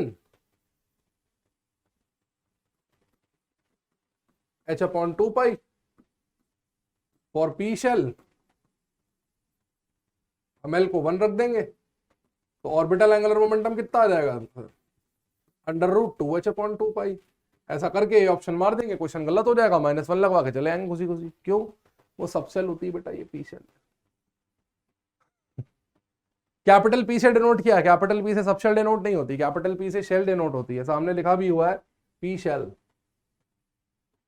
P shell, KLMNOP 1 2 3 4 5 6 shell की बात कर रहा है। और किसी भी शेल में जो एंगुलर मोमेंटम होता है वो बताया था मैंने आपको प्रिंसिपल क्वांटम नंबर के दौरान, कितना होता है? NH upon 2 pi 6h upon 2 pi 3h upon pi 3h upon pi। ये आंसर होगा, ये क्या होगा? आंसर होगा 3h upon pi। ठीक है ना? This will be the answer, 3h upon। ठीक है, ओके। ये भी क्वेश्चन इस पर बनता है। अब आइए इस चैप्टर के लास्ट पोर्शन में, rules for filling of electrons. Rules for filling of electrons. देखिए, जब इलेक्ट्रॉन्स एटम्स के अंदर जाते हैं, ऑर्बिटल्स में जाके बैठते हैं, सब शेल्स को ऑक्यूपाई करते हैं, तो देयर आर सम रूल्स जो फॉलो होने जरूरी होते हैं। देयर आर सम रूल्स जो फॉलो होने जरूरी होते हैं। 3 या 4 रूल, आप एक रूल के 2 नाम है, उसको आप अगर अलग अलग पढ़े तो 4 रूल होते हैं, साथ में पढ़े तो 3 होते हैं। 3 या 4 जो भी आप चाहें, ये रूल फॉलो होने जरूरी होते हैं। इन्हीं रूलों के हिसाब से हम लोग इलेक्ट्रॉनिक कॉन्फ़िगरेशन करते हैं। मैं आपको केवल रूल्स बताऊंगा और बेसिक सी इलेक्ट्रॉनिक कॉन्फ़िगरेशन के बारे में हल्की सी बातें आपको बताऊंगा। इलेक्ट्रॉनिक कॉन्फ़िगरेशन के बारे में डिटेल में आपको पढ़ाएंगे मोहित दादीत सर, जो कल से आपकी इनऑर्गेनिक केमिस्ट्री लेना शुरू करेंगे। और वो एक मजेदार ट्रिक के जरिए आपको सारी इनऑर्गेनिक की जितनी भी वो होती है कॉन्फ़िगरेशंस, वो लिखना सिखाएंगे बड़े मजेदार तरीके से। उनके पास वो भी बहुत मजेदार ट्रिक्स का भंडार है, उनके पास खजाना है ट्रिक्स का उनके पास भी। तो वो भी आपको मजेदार तरीके से, बहुत ही आसान तरीके से आपको इलेक्ट्रॉनिक कॉन्फ़िगरेशन लिखना सिखाएंगे। मैं केवल कुछ एग्जांपल्स लूंगा, कुछ बेसिक बताऊंगा आपको, और उसके बाद मेन जो काम करेंगे ट्रिक्स का वो आपको वो बताएंगे। ठीक है, चलिए शुरू करते हैं। पहला प्रिंसिपल है अफबाउ प्रिंसिपल। पहला प्रिंसिपल है अफबाउ प्रिंसिपल। अफबाउ प्रिंसिपल को N+L रूल भी कहते हैं। अफबाउ प्रिंसिपल को N+L रूल भी कहते हैं। क्या रूल होता है अफबाउ प्रिंसिपल? पहले ये समझ लो, N+L रूल भी कहते हैं। क्या होता है? किसी भी सबशेल की, किसी भी सबशेल की जो एनर्जी होती है ना वो n+l पे डिपेंड करती है। किसी भी सबशेल की जो एनर्जी होती है ना वो n+l पे डिपेंड करती है। मल्टी इलेक्ट्रॉन स्पीसीज के अंदर ये समझना पहले जरूरी है। तो एनर्जी ऑफ सबशेल जो होती है ना वो n+l से निकाली जाती है, n+l से निकाली जाती। जैसे फॉर एग्जांपल मैं आपसे पूछूं 1s और 2p में किसकी एनर्जी ज्यादा होगी, 1s और 2p में किसकी एनर्जी ज्यादा होगी? तो 1s के लिए n कितना होगा 1, l होगा 0। 2p के लिए n कितना होगा 2, l होगा 1। तो इनका n+l कितना होगा, इसका होगा 1 और इसका होगा 3, इसकी एनर्जी ज्यादा है। इसे n+l रूल कहते हैं, इसे n+l रूल कहते हैं। n+l के ऊपर क्या होता है बच्चों, एनर्जी जो होती है ऑर्बिटल्स की या सबशेल्स की वो डिपेंड करती है। हाइड्रोजन के लिए n+l रूल काम नहीं करता। हाइड्रोजन के लिए केवल और केवल कौन सा काम करता है, n रूल काम करता है। हाइड्रोजन एटम के लिए केवल जो एनर्जी होती है वो प्रिंसिपल क्वांटम नंबर पे डिपेंड करती है हाइड्रोजन एटम के लिए। Unless the principal quantum number is same, तो हाइड्रोजन के लिए 2s और 2p की एनर्जी बराबर होगी। हाइड्रोजन के लिए 2s और 2p की एनर्जी बराबर होगी। 3s 3p 3d। हाइड्रोजन के लिए एक ही शेल की सारी सबशेल की एनर्जी जो होगी वो बराबर होगी। एक ही शेल की सारी सबशेल की एनर्जी जो होगी वो क्या होगी, बराबर होगी 4s 4p 4d and 4f। ठीक है, क्लियर है? इस तरह से ये केवल हाइड्रोजन एटम के लिए होगा और किसी के लिए नहीं होगा। बाकी सब में आप n+l निकालेंगे। जैसे किसी और एटम के लिए 3s 3p 3d की एनर्जी सेम नहीं होगी, हाइड्रोजन के लिए सेम होगी। किसी और एटम के लिए 3s 3p 3d की एनर्जी सेम नहीं होगी, हाइड्रोजन के लिए सेम होगी। ठीक है ना, क्लियर है मेरी बात? तो वापस आते हैं बेटा ऑफ बाउ रूल पे। तो ऑफ बाउ रूल क्या कहता है? ऑफ बाउ रूल कहता है कि जब भी कभी इलेक्ट्रॉन बैठेगा, भाई छोटी सी बात है यार कि हर एक चीज को स्टेबिलिटी चाहिए ना, हर एक चीज को दुनिया में स्टेबिलिटी चाहिए। Electron is not an exception. हर एक चीज को स्टेबिलिटी चाहिए, electron is not an exception. Electron is not an exception. तो electron also needs stability. Electron also needs stability. तो सिंस इलेक्ट्रॉन नीड्स स्टेबिलिटी, तो स्टेबिलिटी इलेक्ट्रॉन को कहां मिलेगी प्यारे बच्चों, बताओ? इलेक्ट्रॉन को स्टेबिलिटी मिलेगी वहां पर जहां एनर्जी कम होगी। तो इलेक्ट्रॉन पहले कहां जाना पसंद करेगा, जहां एनर्जी कम होगी या जहां एनर्जी ज्यादा होगी? बट ऑब्वियस है जहां एनर्जी कम होगी। यही ये रूल है ना? यही ये रूल है। क्या कहता है ये रूल?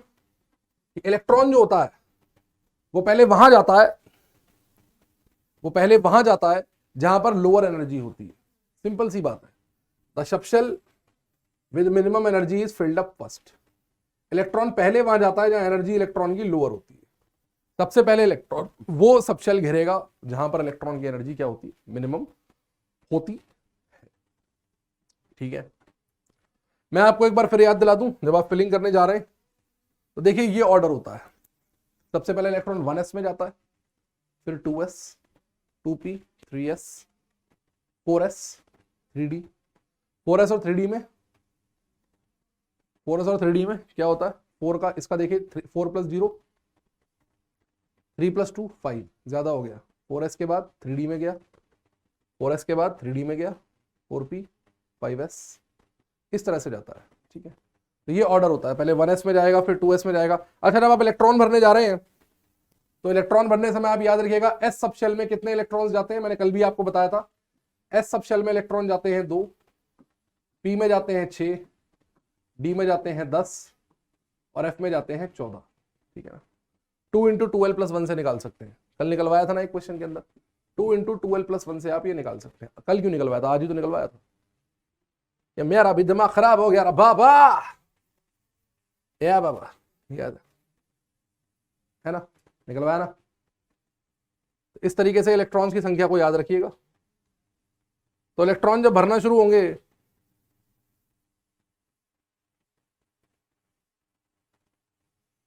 इलेक्ट्रॉन जब भरना शुरू होंगे तो 1s2 2s2 2p 6, फिर 3s2 फिर 3p 6, 4s2 3d 10। इस तरीके से ऑर्डर रहेगा, इस तरीके से ऑर्डर रहेगा। कुछ एग्जांपल्स मैं आपको दिखाता हूं, ये देखिए, ये कुछ एग्जांपल्स हैं, ये कुछ एग्जांपल्स हैं। हाइड्रोजन में एक ही इलेक्ट्रॉन है, सबसे पहले 1s में जाएगा, फिर 1s2, पहले 1s भरेगी, पूरे भर दी, 2 जा सकते हैं, एक ही ऑर्बिटल होती है इसमें, 2 ही सब शेल में, इसकी औकात ही 2 इलेक्ट्रॉन्स की है, एस की औकात 2 इलेक्ट्रॉन्स की, 2 भर गए। अब 3 का नंबर लगा, तो 1s के बाद पहले किसका नंबर लगेगा बच्चों? 2s का, ये देखो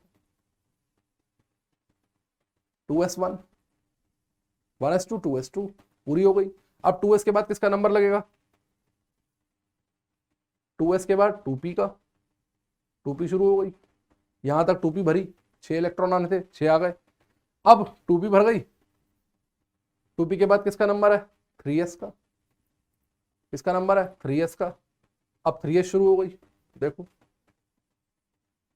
ठीक है ना, ऐसे चलती रहेगी। इस तरह से ऑर्डर जो है ये मूव करता रहता, ठीक है ना। आपको जो ध्यान देना है वो इस पर ध्यान देना है और इस पर ध्यान देना है। अभी मैं आपसे इसकी बात करूंगा, ठीक है ना, इसकी बात करूंगा। अच्छा, ये वाले बड़े इंटरेस्टिंग है, यहां से लेके यहां तक जो है ना, यहां से लेके यहां तक की कहानी बड़ी इंटरेस्टिंग है, यहां से लेके यहां तक की कहानी जो है ना, ये बड़ी इंटरेस्टिंग है। यहां से 20 से लेके 30 तक की कहानी जो है ना, बड़ी इंटरेस्टिंग है। 20 से लेके 30 तक की जो कहानी है ना, ये बड़ी इंटरेस्टिंग है। इसके बारे में भी थोड़ी देर में एक ट्रिक बताऊंगा आपको, जब मैग्नेटिक मूवमेंट वाले क्वेश्चन करेंगे तब ट्रिक बताऊंगा। अच्छा, एक बात और, कुछ टर्मिनोलॉजी जो है वो हमें देखनी है।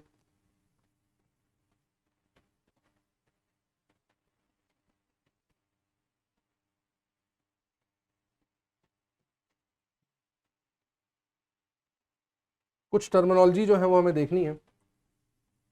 जैसे सपोज कीजिए ये है ना, 1s2, 2s2, 2p6, 3s2, 3p6, इसमें जो लास्ट शेल होती है ना, लास्ट वाली वैलेंस शेल, ये इसे बोलते हैं अल्टीमेट शेल, इसे बोलते हैं अल्टीमेट शेल। क्या बोलते हैं? अल्टीमेट शेल, ठीक है। लास्ट से जस्ट अंदर वाली जो होती है ना, इसे बोलते हैं पेनल्टीमेट शेल। जैसे इसमें जो लास्ट शेल है वो कौन सी है बेटा? लास्ट शेल है जो कौन सी है ना, वो कौन सी है? 4, n is equal to 4। Shell कैसे पता लगती है? इससे पता लगती है ना, n इज इक्वल टू 4। इसके बाद आई n इज इक्वल टू 3, इसे बोलते हैं पेनल्टीमेट। इससे पहले वाली को बोलते हैं प्री पेनल्टीमेट, इसका नाम होता है प्री पेनल्टीमेट शेल, ठीक है, प्री पेन अल्टीमेट शेल। अगर आप इसको हटा दें, 4s2 को हटा दें, 4s2 की कहानी अगर आप निकाल दें, इसको आप एक्सक्लूड कर दें अगर थोड़ी देर के लिए, इसको अगर आप थोड़ी देर के लिए पिक्चर से हटा दें, तो जो ये कहानी बचती है ना, 1s2, 2s2, 2p6, ये यहां से क्या आता है, इसे हम बोलते हैं कर्नल। क्या बोलते हैं? इसे हम बोलते हैं कर्नल। क्या बोलते हैं बेटे? इसे बोलते हैं कर्नल, ठीक है। क्या बोलता है? कर्नल। तो इसका नाम होता है कर्नल। तो एंटी पेन अल्टीमेट शेल के इलेक्ट्रॉन्स को रिमूव करने के बाद जो भी बचता है उसे हम कर्नल बोलते हैं। क्या बोलते हैं?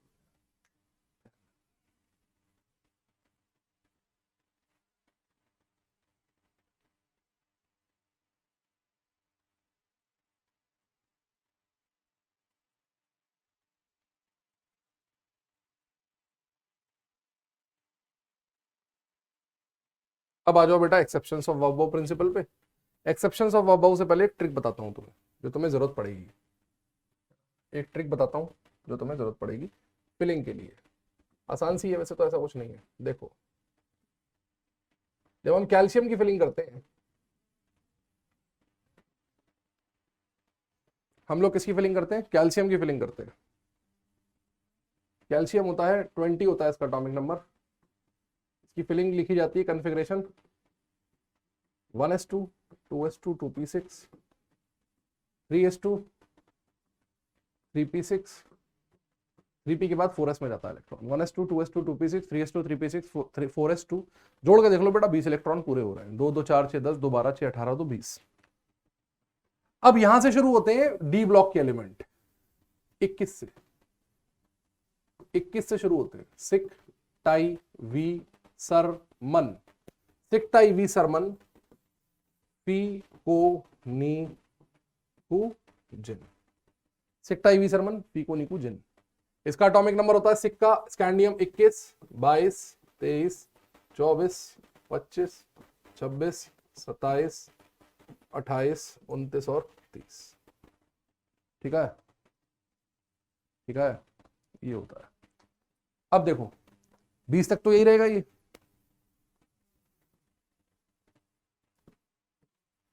देखो इसको फिल करना ना, 20 तक तो यही रहेगा। 4s के बाद अगला इलेक्ट्रॉन कहां जाना है? 4s के बाद अगला इलेक्ट्रॉन कहां जाना है? 3d में। 4s के बाद अगला इलेक्ट्रॉन कहां जाना है? 3d में। तो 3d 1, 20 तक तो सेट हो गया। अब ये 3d 1, ठीक। ऐसे इसमें यहां से लेके यहां तक तो सेम ही रहना है। अच्छी खासी लाइन खींची थी। 3d 2, इसी तरीके से 3d 3, क्रोमियम का 3d 4, मैंगनीज का 3d 5, इसका 3d 6, 3d 7, कोबाल्ट का 3d 7, निकल का 3d 8, 3d 9 और 3d 10। ये 20 से 30 तक की फिलिंग है। आपको कैल्शियम की याद है तो ऑटोमेटिकली आपको सबकी याद है, ठीक है ना, आपको इसमें सबकी याद है। एक बात ध्यान रखिएगा, एक बात इसमें ध्यान रखिएगा कि जब आप इलेक्ट्रॉन लास्ट वाला डालेंगे तो जाएगा वो 3d में, जाएगा वो किसमें? 3d में। लास्ट वाला इलेक्ट्रॉन जब आप डालेंगे तो वो 3d में जाएगा। लेकिन जब आप लास्ट वाला इलेक्ट्रॉन बाहर निकालेंगे, when you will get it out, जब आप लास्ट वाला इलेक्ट्रॉन बाहर निकालेंगे तो बाहर वो पहले इससे जाएगा, 4s से। फॉर एग्जाम्पल आपने लेटस से आपने Fe की कॉन्फ़िगरेशन लिखी है। Fe की कॉन्फ़िगरेशन क्या है? यहां से यहां तक तो पहले इसकी चेप दो, इसकी, और आगे लगा दो 3d 6। पहले हमने किसकी चेप दी? यहां से यहां तक तो अपने किसकी टेप ली? कैल्शियम की टेप ली। 1s2, 2s2 2p6, 3s2 3p6, 4s2 3d 6, ये रहा आयरन 3d 6। एक बात तो पहले ये समझ लो, समझा रहे हैं। अगर मेरे को Fe+2 की लिखनी है ना मेरे प्यारे बच्चों, तो ये यहां तक एग्जैक्ट रहेगा 3d 6, और इलेक्ट्रॉन जो बाहर निकलेंगे वो 4s वाले बाहर निकलेंगे। +2 का मतलब 2 इलेक्ट्रॉन बाहर निकले ना, तो इलेक्ट्रॉन जो निकल के बाहर जाएंगे,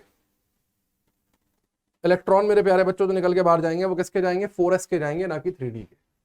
तो अगर हमें Fe+2 की कॉन्फ़िगरेशन लिखनी है ना, तो वो होगी 1s2, 2s2 2p6, 3s2 3p6। अब 3d अपने अंदर से इलेक्ट्रॉन निकलने नहीं देगी, इलेक्ट्रॉन यहां से निकलेंगे 4s2 से, ठीक है। इलेक्ट्रॉन अब यहां से निकलेंगे 4s2 से। क्लियर है मेरी बात? तो आते बाद में भले ही 3d में, जाते पहले 4s से, मतलब इलेक्ट्रॉन आएंगे भी पहले 4s में फिर 3d में, जाएंगे भी पहले 4s से फिर 3d से। आने में भी सेम ऑर्डर, जाने में भी सेम ऑर्डर, पहले 4s से जाएगा फिर 3d से जाएगा। एक बात ध्यान रखना। दूसरी बात मेरे बच्चों, यहां क्रोमियम और यहां कॉपर, ये कॉन्फ़िगरेशंस गलत है।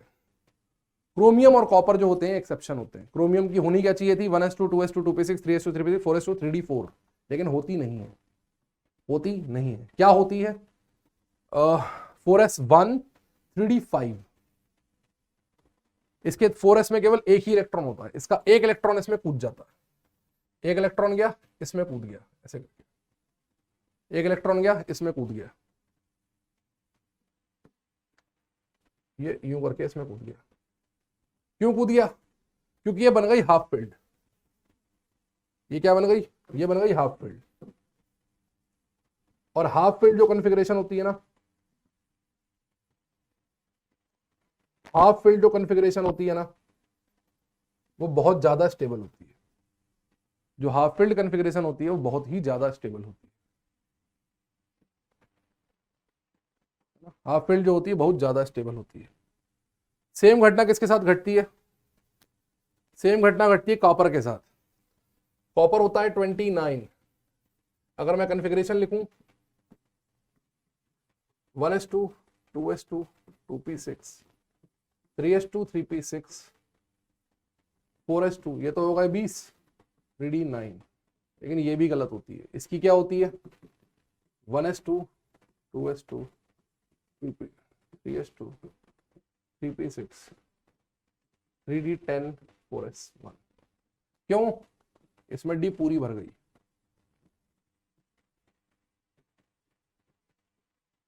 ये ऑर्बिटल हो गई फुल्ली फिल्ड, ये ऑर्बिटल हो गई फुल्ली फिल्ड। तो ये दोनों एक्सेप्शंस होते हैं जो अब्बाउर रूल को नहीं मानते। क्यों नहीं मानते? क्योंकि half filled orbital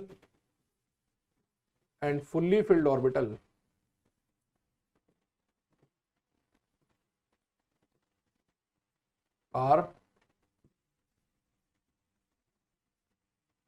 are exceptionally stable, are exceptionally stable। ठीक है, are exceptionally what? are exceptionally stable। ठीक है, ठीक है ना। हाफ फील्ड और फुल्ली फील्ड जहां जहां आ जाएगा वहां पर एक्सेप्शन क्रिएट हो जाएगा।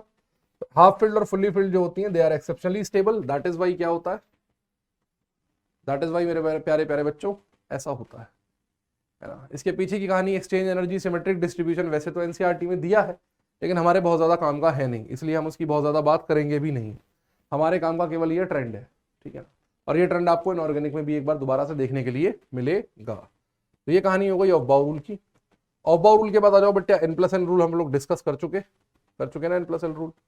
n+l रूल की कहानी ये समझ लेना, n+l में कहानी ये समझ लेना कि जैसे मान लो दो ऑर्बिटल ले ली मैंने 3d और 4p, n+l निकाला। बस ये कहानी और समझ लो, इसमें n+l निकाला तो 3 + 2 5 4 + 1 5, है ना, ये निकाल लिया। अगर n+ बराबर है in case of equal n+l,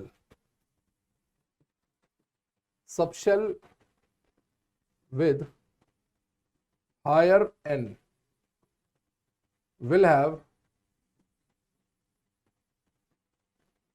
higher energy। Subshell with higher n will have higher energy। जिसका n ज्यादा होगा उसकी एनर्जी ज्यादा होगी। जैसे इनका n+l बराबर है तो n किसका ज्यादा है 4p का। n की इसकी 4p की एनर्जी ज्यादा होगी ना, मानो देख लो। देखो इलेक्ट्रॉन पहले 3d में गया फिर 4p पे गया, इस तरह ऐसे बढ़ रहा है ऑर्डर ऊपर से नीचे की तरफ। पहले 3d में गया फिर 4p में गया है, ठीक है ना। पहले 3d में गया है बच्चों और फिर 4p में गया है। ये कहानी हो गई n+l रूल की। अब आ जाओ बेटा Hund's maximum rule of multiplicity rule. Multiplicity का मतलब होता है एक जैसे कई सारे, एक जैसे कई सारे। हुंड क्या बोला? हुंड एक साइंटिस्ट था। हुंड ने सिंपल सी बात बोली, आपको हुंड रूल पता है लेकिन आपको हुंड रूल नहीं पता है। आपको हुंड रूल पता है और आपको हुंड रूल नहीं पता है। मैं आपसे पूछूंगा हुंड रूल क्या होता है, तो आप बोलेंगे सर हुंड रूल होता है कि एक जब इलेक्ट्रॉन्स की फिलिंग हो रही होती है, जब इलेक्ट्रॉन की फिलिंग हो रही होती है, जब इलेक्ट्रॉन की फिलिंग हो रही होती है तो सारे के सारे इलेक्ट्रॉन्स पहले एक बार सिंगल ऑर्बिटल में जाते हैं, एक एक ऑर्बिटल में सिंगली ऑक्यूपाई करते हैं और उसके बाद पेयरिंग स्टार्ट होती है। आपको ये पता है, यही तो पता है आपको, यही पता है ना आपको, यही तो जानते हैं आप, है ना, यही तो जानते हैं। ये सारी की सारी कहानी इस तरीके से है। असलियत में हुंड रूल की लैंग्वेज ये होती है, असलियत में हुंड रूल की लैंग्वेज ये होती है। हुंड रूल ये चाहता है कि जब भी कभी इलेक्ट्रॉन्स की फिलिंग हो, व्हेनेवर इलेक्ट्रॉन्स आर फिल्ड, तो फिलिंग के दौरान हमेशा इलेक्ट्रॉन्स की जब फिलिंग हो रही है, फिलिंग के दौरान अगर जब इलेक्ट्रॉन्स की फिलिंग हो रही है तो हमेशा हमारे पास मैक्सिमम नंबर्स ऑफ, जैसे फॉर एग्जांपल मुझे 3d6 की फिलिंग करनी है, मैं 3d6 की फिलिंग करना चाहता हूं, तो 3d6 की अगर मैं फिलिंग करना चाहता हूं तो 3d में कितने डब्बे होंगे? 5 डब्बे होंगे, 5 ऑर्बिटल होंगे 3d में कि नहीं होंगे? 5 ऑर्बिटल बना लो, ठीक है ना। 3D में 5 ऑर्बिटल होंगी, ये 5 ऑर्बिटल बना ली। अब इन 5 ऑर्बिटल में फिलिंग कैसे होगी? अगर मैं केवल हुंड की सुनूंगा तो हुंड कहता है पहले सिंगल भरेंगी फिर डबल भरेंगी। यही तो करते हो तुम लोग, यही तो करते हो ना, यही तो करते आए हो। एक बार मैं 3D6 बना रहा हूं एक, ठीक है ना, मैं एक 3D6 बना रहा हूं।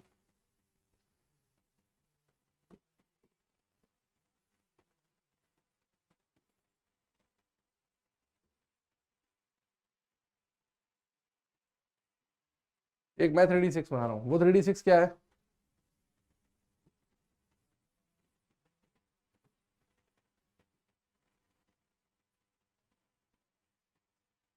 है ना?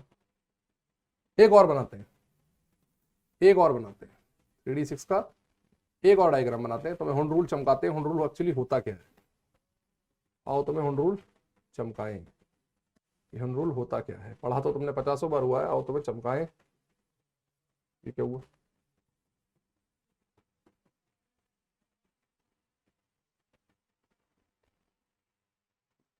एक और डायग्राम बनाते हैं, है ना।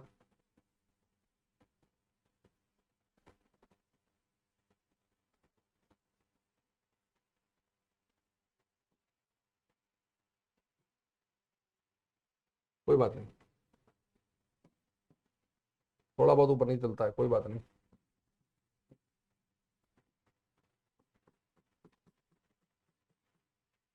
भाई तीसरे वाले पे सब राजी हैं, गलत है। तीसरे वाले पे सब राजी हैं, गलत है। Which of the following configurations, which of the following configurations are, sorry, is correct as per Hund's rule? Hund's के हिसाब से इनमें से कौन सी सही है? मिस्टर हंड के हिसाब से इनमें से कौन सी सही है? कौन सी सही है? तो भाई साहब हंड के हिसाब से आपका आंसर देंगे भाई ये वाली तो गलती है सर, आपने कहा ये वाली, तो ये तो हम जानते हैं ये तो परमानेंटली गलत है, ठीक है ना। अब इन दोनों में से कौन सी सही है? केवल हंड के हिसाब से इनमें से ये सही है, ये गलत है। ये मजे की बात है। हंड रूल एक्चुअली क्या कहता है? हंड रूल ये कहता है कि जब भी फिलिंग होनी चाहिए, जब भी फिलिंग करोगे, सारे इलेक्ट्रॉन पैरेलल स्पिन के होने चाहिए। ये हंड रूल है, सारे इलेक्ट्रॉन पैरेलल स्पिन के होने चाहिए, सारे इलेक्ट्रॉन पैरेलल स्पिन के होने चाहिए, ठीक है ना। सारे इलेक्ट्रॉन क्या होने चाहिए? पैरेलल स्पिन के होने चाहिए। क्लियर है? सारे इलेक्ट्रॉन पैरेलल स्पिन के होने चाहिए। जैसे फॉर एग्जांपल मैं आपसे कहूं आपको पी में 3 इलेक्ट्रॉन भरने हैं, आपको पी में 3 इलेक्ट्रॉन भरने हैं। पी में 3 ऑर्बिटल होती है ना, 3 ऑर्बिटल बना लेते हैं।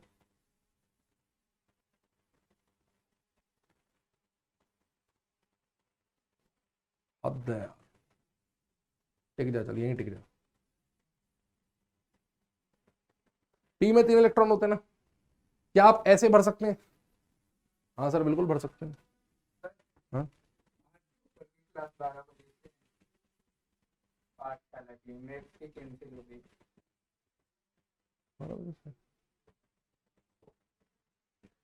ठीक है ना।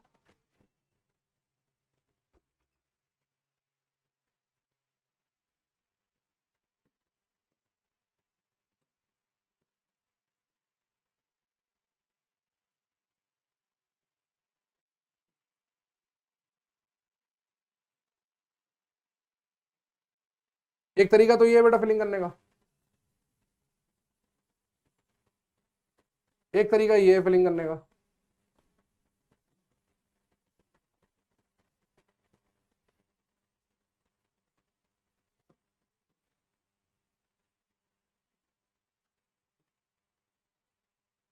और एक और तरीका निकाल देते हैं।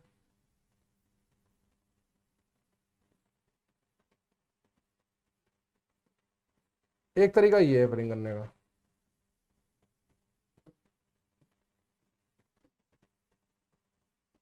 कौन सा सही है कौन सा गलत है? ये गलत है, ये भी सही है, ये भी सही है। सारे इलेक्ट्रॉन पैरेलल होने चाहिए, ये बोला था होंडा ने। होंडा ने बोला सारे इलेक्ट्रॉन पैरेलल कर दो, सारे के सारे इलेक्ट्रॉन क्या कर दो? पैरेलल कर दो। और हर एक बार जब तक हर एक ऑर्बिटल को एक एक ना मिल जाए तब तक डबल मत करो। मतलब इट इज जस्ट लाइक यार कि तुम्हारे पास तुम्हारी क्लास में मान लो 40 बच्चे हैं, स्कूल की क्लास है 40 बच्चे हैं, तुम बर्थडे पे टॉफी बांटने गए, और टॉफी का जो पैकेट है उसमें 50 टॉफियां हैं, तो तुम ऐसा तो नहीं करोगे ना कि 25 बच्चों में वो 50 टॉफियां बांट दोगे, एक एक को दो दो। अगर तुम्हें बर्थडे पे बचपन में टॉफी बांटने का चलन होता है, बचपन में सब टॉफी बांटते हैं, है ना, तो जब टॉफी बांटोगे तो बेटा टॉफी बांटते समय क्या देखोगे सबसे पहले कि हर बच्चे को एक एक टॉफी एटलीस्ट मिल जाए, एटलीस्ट हर बच्चे को एक टॉफी मिल जाए, उसके बाद ही तो टॉफी की डबलिंग शुरू होगी जो अपने खास दोस्तों को दोगे। ऐसे ही क्या होगा, हर को एक एक इलेक्ट्रॉन मिल जाए, उसके बाद पेयरिंग स्टार्ट होगी। और पेयरिंग में भी केवल हुंडी बोला कि पैरेलल इलेक्ट्रॉन वाले जाएंगे। कौन से जाएंगे? केवल हुंडी बोला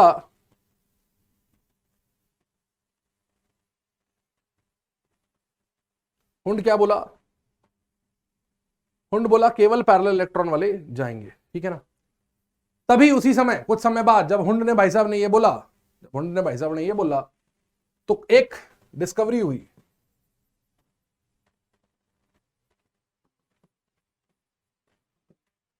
उस डिस्कवरी का नाम था पैरामैग्नेटिक स्पीसीज और डायामैग्नेटिक स्पीसीज। पैरामैग्नेटिक स्पीसीज और डायामैग्नेटिक स्पीसीज। पैरामैग्नेटिक स्पीसीज के अंदर अनपेयर्ड इलेक्ट्रॉन्स होते हैं और ये अट्रैक्टेड और रिपेल्ड बाय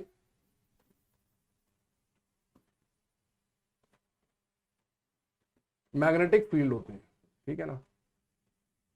डायामैग्नेटिक में सारे इलेक्ट्रॉन पेयर्ड होते हैं,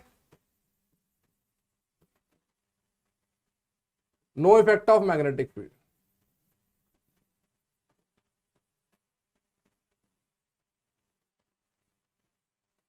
ठीक है ना। अब जब सारे इलेक्ट्रॉन पेयर्ड हैं और मैंने तुम्हें बताया है कि इलेक्ट्रॉन का जो मैग्नेटिक फील्ड होता है, इलेक्ट्रॉन अपने आप में एक टाइनी बार मैग्नेट होता है, याद है मैंने बताया था इलेक्ट्रॉन अपने आप में एक टाइनी बार मैग्नेट होता है स्पिन क्वांटम नंबर में। मान लो यहां पर 3p6 है और हम केवल हुंड की सुन रहे हैं, ये लेटर से 2p6 है या 2p ऑर्बिटल है, 2p सबशेल है, इसके 2p6 है, ठीक है ना। तो भाई साहब ये सारे पेयर्ड इलेक्ट्रॉन्स हैं और इलेक्ट्रॉन का जो मैग्नेटिक फील्ड होता है वो इलेक्ट्रॉन की स्पिन की वजह से होता है, इलेक्ट्रॉन की स्पिन की वजह से होता है ना। इलेक्ट्रॉन की किसकी वजह से होता है? स्पिन की वजह से होता है। तो अगर भाई साहब ये सारे के सारे क्या हैं, ये सारे के सारे क्या हैं?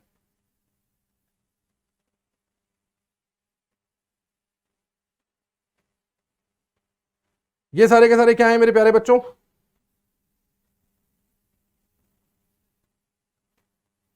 ये सारे के सारे क्या हैं बेटा? ये पैरेलली घूम रहे हुए इलेक्ट्रॉन है। और अगर ये पैरेलली घूम रहे हुए इलेक्ट्रॉन है, अगर ये पैरेलली स्पिनिंग इलेक्ट्रॉन्स हैं, अगर ये कैसे इलेक्ट्रॉन्स हैं? पैरेलली स्पिनिंग इलेक्ट्रॉन्स हैं, तो इनके मैग्नेटिक फील्ड एक दूसरे को काटेंगे नहीं, तो जुड़ेंगे, और जुड़ेंगे तो मतलब मैग्नेटिक फील्ड को क्या करेंगे? ये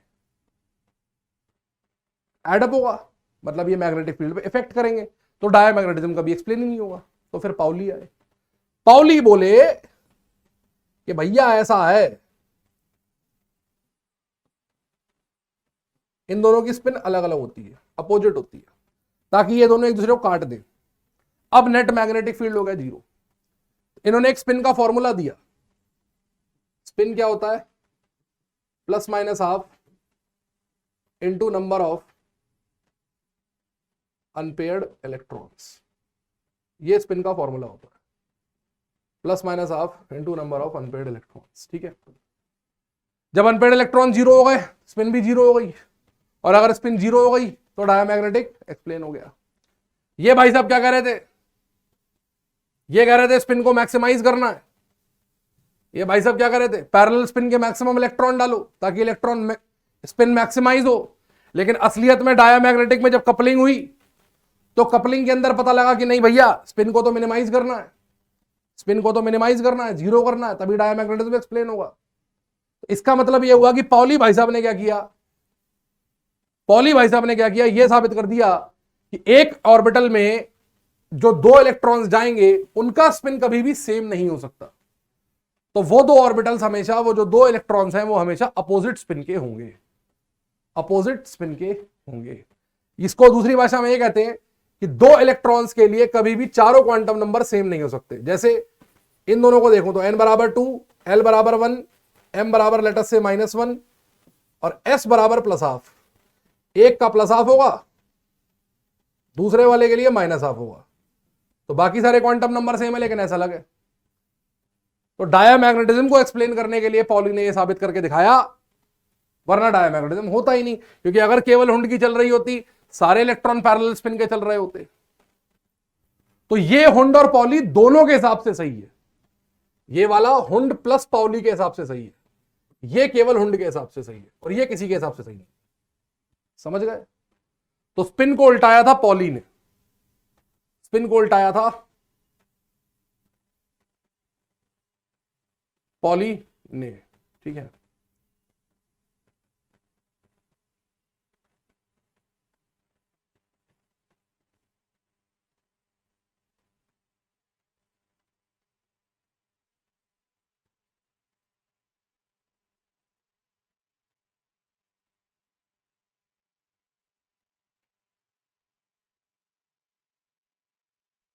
स्पिन को किसने उल्टाया था मेरे बच्चे? स्पिन को उल्टाया था पॉली ने। ठीक है ना?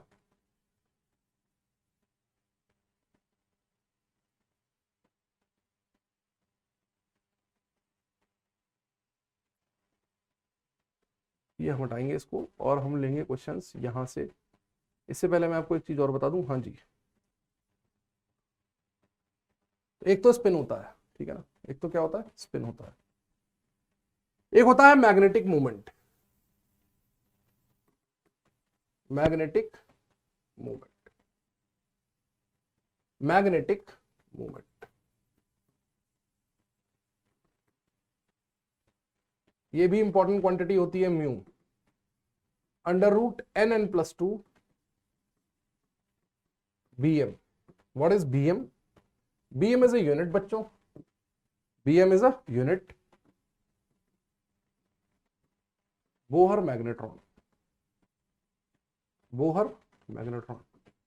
ये मैग्नेटिक मूवमेंट को नापने की यूनिट होती है। जो अनपेयर्ड इलेक्ट्रॉन्स होते हैं ना बेटा, वो बार मैग्नेट की तरह बिहेव करते हैं। और मैग्नेट्स की there is a property which is called as magnetic movement. Magnets have a property जिसका नाम होता है मैग्नेटिक मूवमेंट। यहां पर बेटा n क्या होगा? n होगा नंबर ऑफ अनपेयर्ड इलेक्ट्रॉन्स। ठीक है, n क्या होगा? n होगा number of unpaired electrons. Clear है? n होगा इसमें नंबर ऑफ अनपेयर्ड इलेक्ट्रॉन्स। कर दिया? तो बच्चों इसकी एक ट्रिक बताता हूं तुम्हें, मजेदार। n और मैग्नेटिक मूवमेंट, तो ये नहीं अपन मैग्नेटिक मूवमेंट निकालने बैठ जाए, इतने खाली छोड़ना है। ये नहीं कि मैग्नेटिक मूवमेंट निकालने बैठ जाए, इतने खाली छोड़ना है। एक ट्रिक बताता हूं इसकी, बड़ी मजेदार, अनपेयर्ड इलेक्ट्रॉन्स की ट्रिक है। अगर एक अनपेयर्ड इलेक्ट्रॉन होगा, ये होगा 1.73 BM, ये BM में लिखना है। दो अनपेयर्ड इलेक्ट्रॉन होंगे 2.44, 3 होंगे 3.87, 4 होंगे 4.89, 5 होंगे 5.91। तो क्या सर हमें वैल्यूज याद करनी है? नहीं बेटा, ट्रिक ये थोड़ा है कि तुम्हें वैल्यूज याद करनी है। पहली बात तो ये ट्रिक नहीं है, ये रिट्रिक है। और रिट्रिक ये थोड़ा ना कि तुम्हें वैल्यूज याद करनी है। तो क्या है सर? रिट्रिक ये कि बेटा जितने अनपेयर्ड इलेक्ट्रॉन्स होंगे ना, मैग्नेटिक मूवमेंट की पहली डिजिट वही होगी।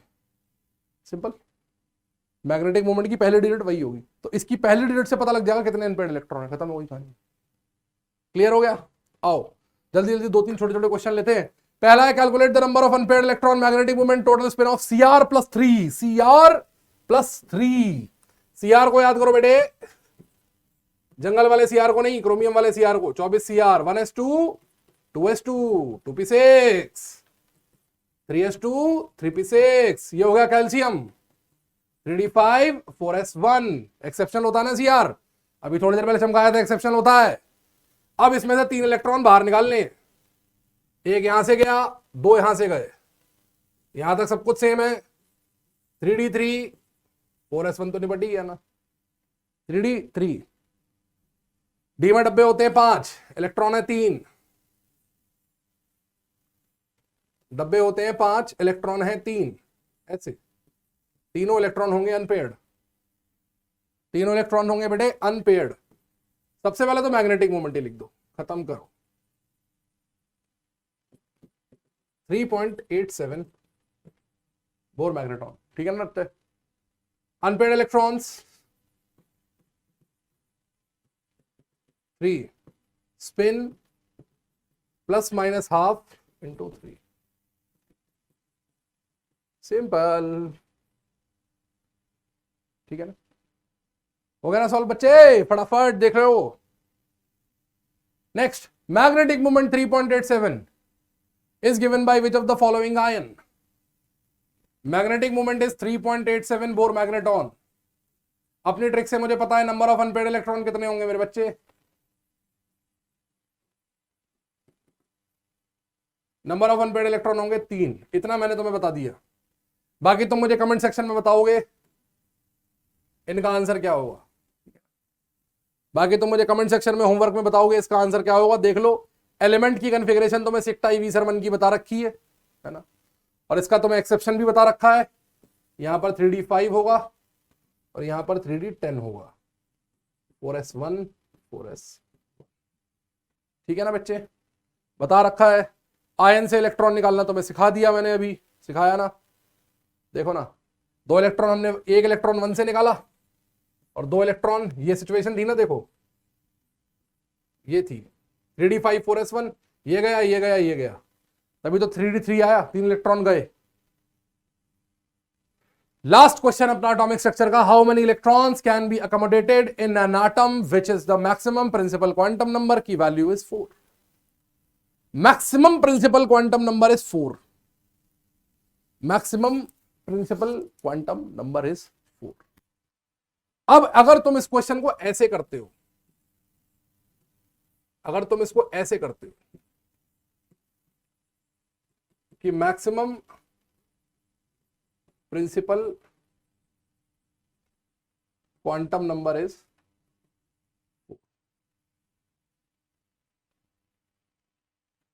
तो गड़बड़ होगी। क्यों? क्योंकि तुम नंबर ऑफ इलेक्ट्रॉन्स निकालोगे 2n², 2 इंटू 4 का स्क्वायर 16 इंटू 2 32, ये गलत हो जाएगा क्योंकि ये तुमने निकाले 4th शेल में इलेक्ट्रॉन, ये तुमने निकाले 4th शेल में इलेक्ट्रॉन, ठीक है। तो फिर कैसे करें सर? क्या ऐसे करें, n और इलेक्ट्रॉन, सर 1 में 2 इलेक्ट्रॉन, 2 में 8, 3 में 18, 4 में 32, जोड़ दीजिए 32 18 5, 32 18 50, 60 इलेक्ट्रॉन्स आ रहा है सर आंसर। ये भी गलत है। क्यों गलत है? क्योंकि आपने इसमें शेल ऑफ इलेक्ट्रॉन्स निकाल दिए, इलेक्ट्रॉन्स इन द शेल निकाल दिए, जोड़ दिए, लेकिन ये भी गलत है। क्यों गलत है? ऑफ बाउ रूल पंगे में आएगा, इसमें ऑफ बाउ रूल पंगा डालेगा। ये देखो, ये पंगा डालेगा। क्यों पंगा डालेगा? देखो, 1s में भरोगे इलेक्ट्रॉन, पेन चेंज करता हूं पहले मैं, 1s में भरोगे, 2s में भरोगे, 2p में भरोगे, 3s में भरोगे, 3p में भरोगे, 4s में भरोगे, 3d में, 4p में। जैसे ही 4p भर के पहुंचोगे, 4p के बाद अगला ऑर्बिटल आ रहा है 5s, और जैसे ही ये 5s आ गया, मैक्सिमम क्वांटम नंबर क्या हो गया? 5। लेकिन उसने कहा है कि maximum value of principal quantum number कितनी चाहिए मुझे? कहांगे भाई, कितनी चाहिए मुझे? केवल 4। 4 से ज्यादा क्वांटम नंबर की वैल्यू हो नहीं सकती, 4 से ज्यादा क्वांटम नंबर की वैल्यू हो नहीं सकती। यानी हमें कहां से कहां तक जाना है केवल, यानी अब्बाउ रूल की टेबल के हिसाब से बच्चों हमें कहां से कहां तक जाना है? हमें जाना है कहां से कहां तक? वहां से वहां तक जहां पर 5 का नामो निशान ना आए, और नामो निशान आ रहा है 4p के बाद 5s का। यानी हमें जो इलेक्ट्रॉन भरने हैं वो हमें 4p से लेके, बस 1s से लेके 4p तक के गिनने हैं। तो नंबर ऑफ इलेक्ट्रॉन्स होंगे, देखो 1s में 2, 2s में 2, 2p में 6, फिर 3s में 2, 3p में 6, 4s में 2, 3d में 10, सॉरी 4s में 2, 4p में 6। अब अगला नंबर लगेगा 5s का, और 5s के लगते ही कहानी खत्म हो जाएगी, तो हमें यहीं रुकना पड़ेगा। गिन लो नंबर ऑफ इलेक्ट्रॉन्स, 36 आएंगे। नंबर ऑफ इलेक्ट्रॉन्स कितने आएंगे बच्चे? 36 इलेक्ट्रॉन्स आएंगे 1s2 2s2 2p6 जोड़ के देख लो, टोटल 36 इलेक्ट्रॉन्स आएंगे। तो वो भी आंसर नहीं होगा क्योंकि वो फोर्थ शेल के इलेक्ट्रॉन्स है। ये भी आंसर नहीं होगा क्योंकि इसमें अपने ऑफ-बाउ रूल को पिक्चर में नहीं लिया है। उसने कहा है maximum value of principal quantum number is 4। अगर वो ये पूछता कि फोर्थ ऑर्बिट तक टोटल इलेक्ट्रॉन कितने आ सकते हैं, तो आंसर ये होता फोर्थ ऑर्बिट तक। वो पूछता फोर्थ ऑर्बिट में कितने आएंगे, तो आंसर ये होता। उसने कहा है मैक्सिमम फोर्थ ऑर्बिट तक जाना है हमें, 5 को तो ले ही नहीं सकते ना, इसलिए पूरी भर ही नहीं पाएगी। क्योंकि फोर्थ पूरी कब भरती, जब 4d और 4f भी भरते। लेकिन 4p के बाद तो जब 4d और 4f, उसके बीच में तो 5, 5, 6, 7 सब आ गया। इसलिए आंसर हमारा केवल यहां पर 36 इलेक्ट्रॉन्स होगा। इसी प्रश्न के साथ बच्चों एटॉमिक स्ट्रक्चर समाप्त करता हूं। उम्मीद करता हूं तुम लोगों को एटॉमिक स्ट्रक्चर समझ में आया होगा, है ना। उम्मीद करता हूं तुम लोगों को मजा आया होगा। हमारा जो साथ रहा उसमें आपको बड़ा बड़ा मजा आया होगा, उम्मीद करता हूं, है ना। साथ खत्म नहीं हो रहा, it is not a full stop, it is just a comma, it is just a comma, ठीक है ना। कुछ समय बाद दोबारा से मुलाकात होगी इनऑर्गेनिक के कुछ चैप्टर्स होने के बाद, क्योंकि अभी आपको इनऑर्गेनिक की जरूरत पड़ेगी अगले चैप्टर्स में। तो मैं फिर से आऊंगा लौट के। आपकी जो डिमांड है लाइव सेशन की तभी पूरी होगी। अभी हम लाइव सेशन नहीं ले पाए, किसी वजह से नहीं ले पाए। आगे जब हम सेकंड स्लॉट में आएंगे, क्योंकि भैया 11th का चैप्टर का सबसे जो मेजर पोर्शन है वो फिजिकल केमिस्ट्री ही है। 11th में सबसे मेजर चैप्टर फिजिकल के ही हैं। तो अभी तो बहुत बड़े बड़े चैप्टर्स पढ़े हैं, अभी तो कहानी जस्ट शुरू हुई है, ठीक है। अभी तो कहानी जस्ट शुरू हुई है। अभी तो हमें गैसियस स्टेट पढ़ना है, थर्मो पढ़ना है, केमिकल पढ़ना है, आयनिक इक्विलिब्रियम पढ़ना है, और बहुत सारी मस्ती करनी है, बहुत सारा मजा करना है, बहुत सारे नए नए कॉन्सेप्ट्स और बहुत सारी ट्रिक्स सीखनी है, ठीक है ना बच्चों। तो आपसे मुलाकात होगी कुछ ही समय बाद। तो कुछ ही समय बाद आप लोगों से दोबारा से मिलेंगे, दोबारा से पढ़ाई शुरू करेंगे, तभी आपके लाइव सेशंस, सारी बातें होंगी, जितनी भी चीजें रह गई हैं वो सारी की सारी चीजें तभी करेंगे। तो आपसे एक बार फिर से बहुत बहुत आप लोगों को थैंक यू, मेरी तरफ से बहुत बहुत आप लोगों को ऑल द बेस्ट। बढ़िया तरीके से पढ़ाई करते रहिए, मेहनत करते रहिए, तैयारी के रास्ते पर आगे बढ़ते रहिए, और एक दिन आपको मंजिल जरूर मिलेगी, इस बात की गारंटी मैं आपको देता हूं। आपके साथ चलेंगे और आपके साथ चल के आपको मेडिकल कॉलेज का दरवाजा खोलकर अंदर धक्का देके आएंगे, ठीक है। Okay, thank you very much, all the best.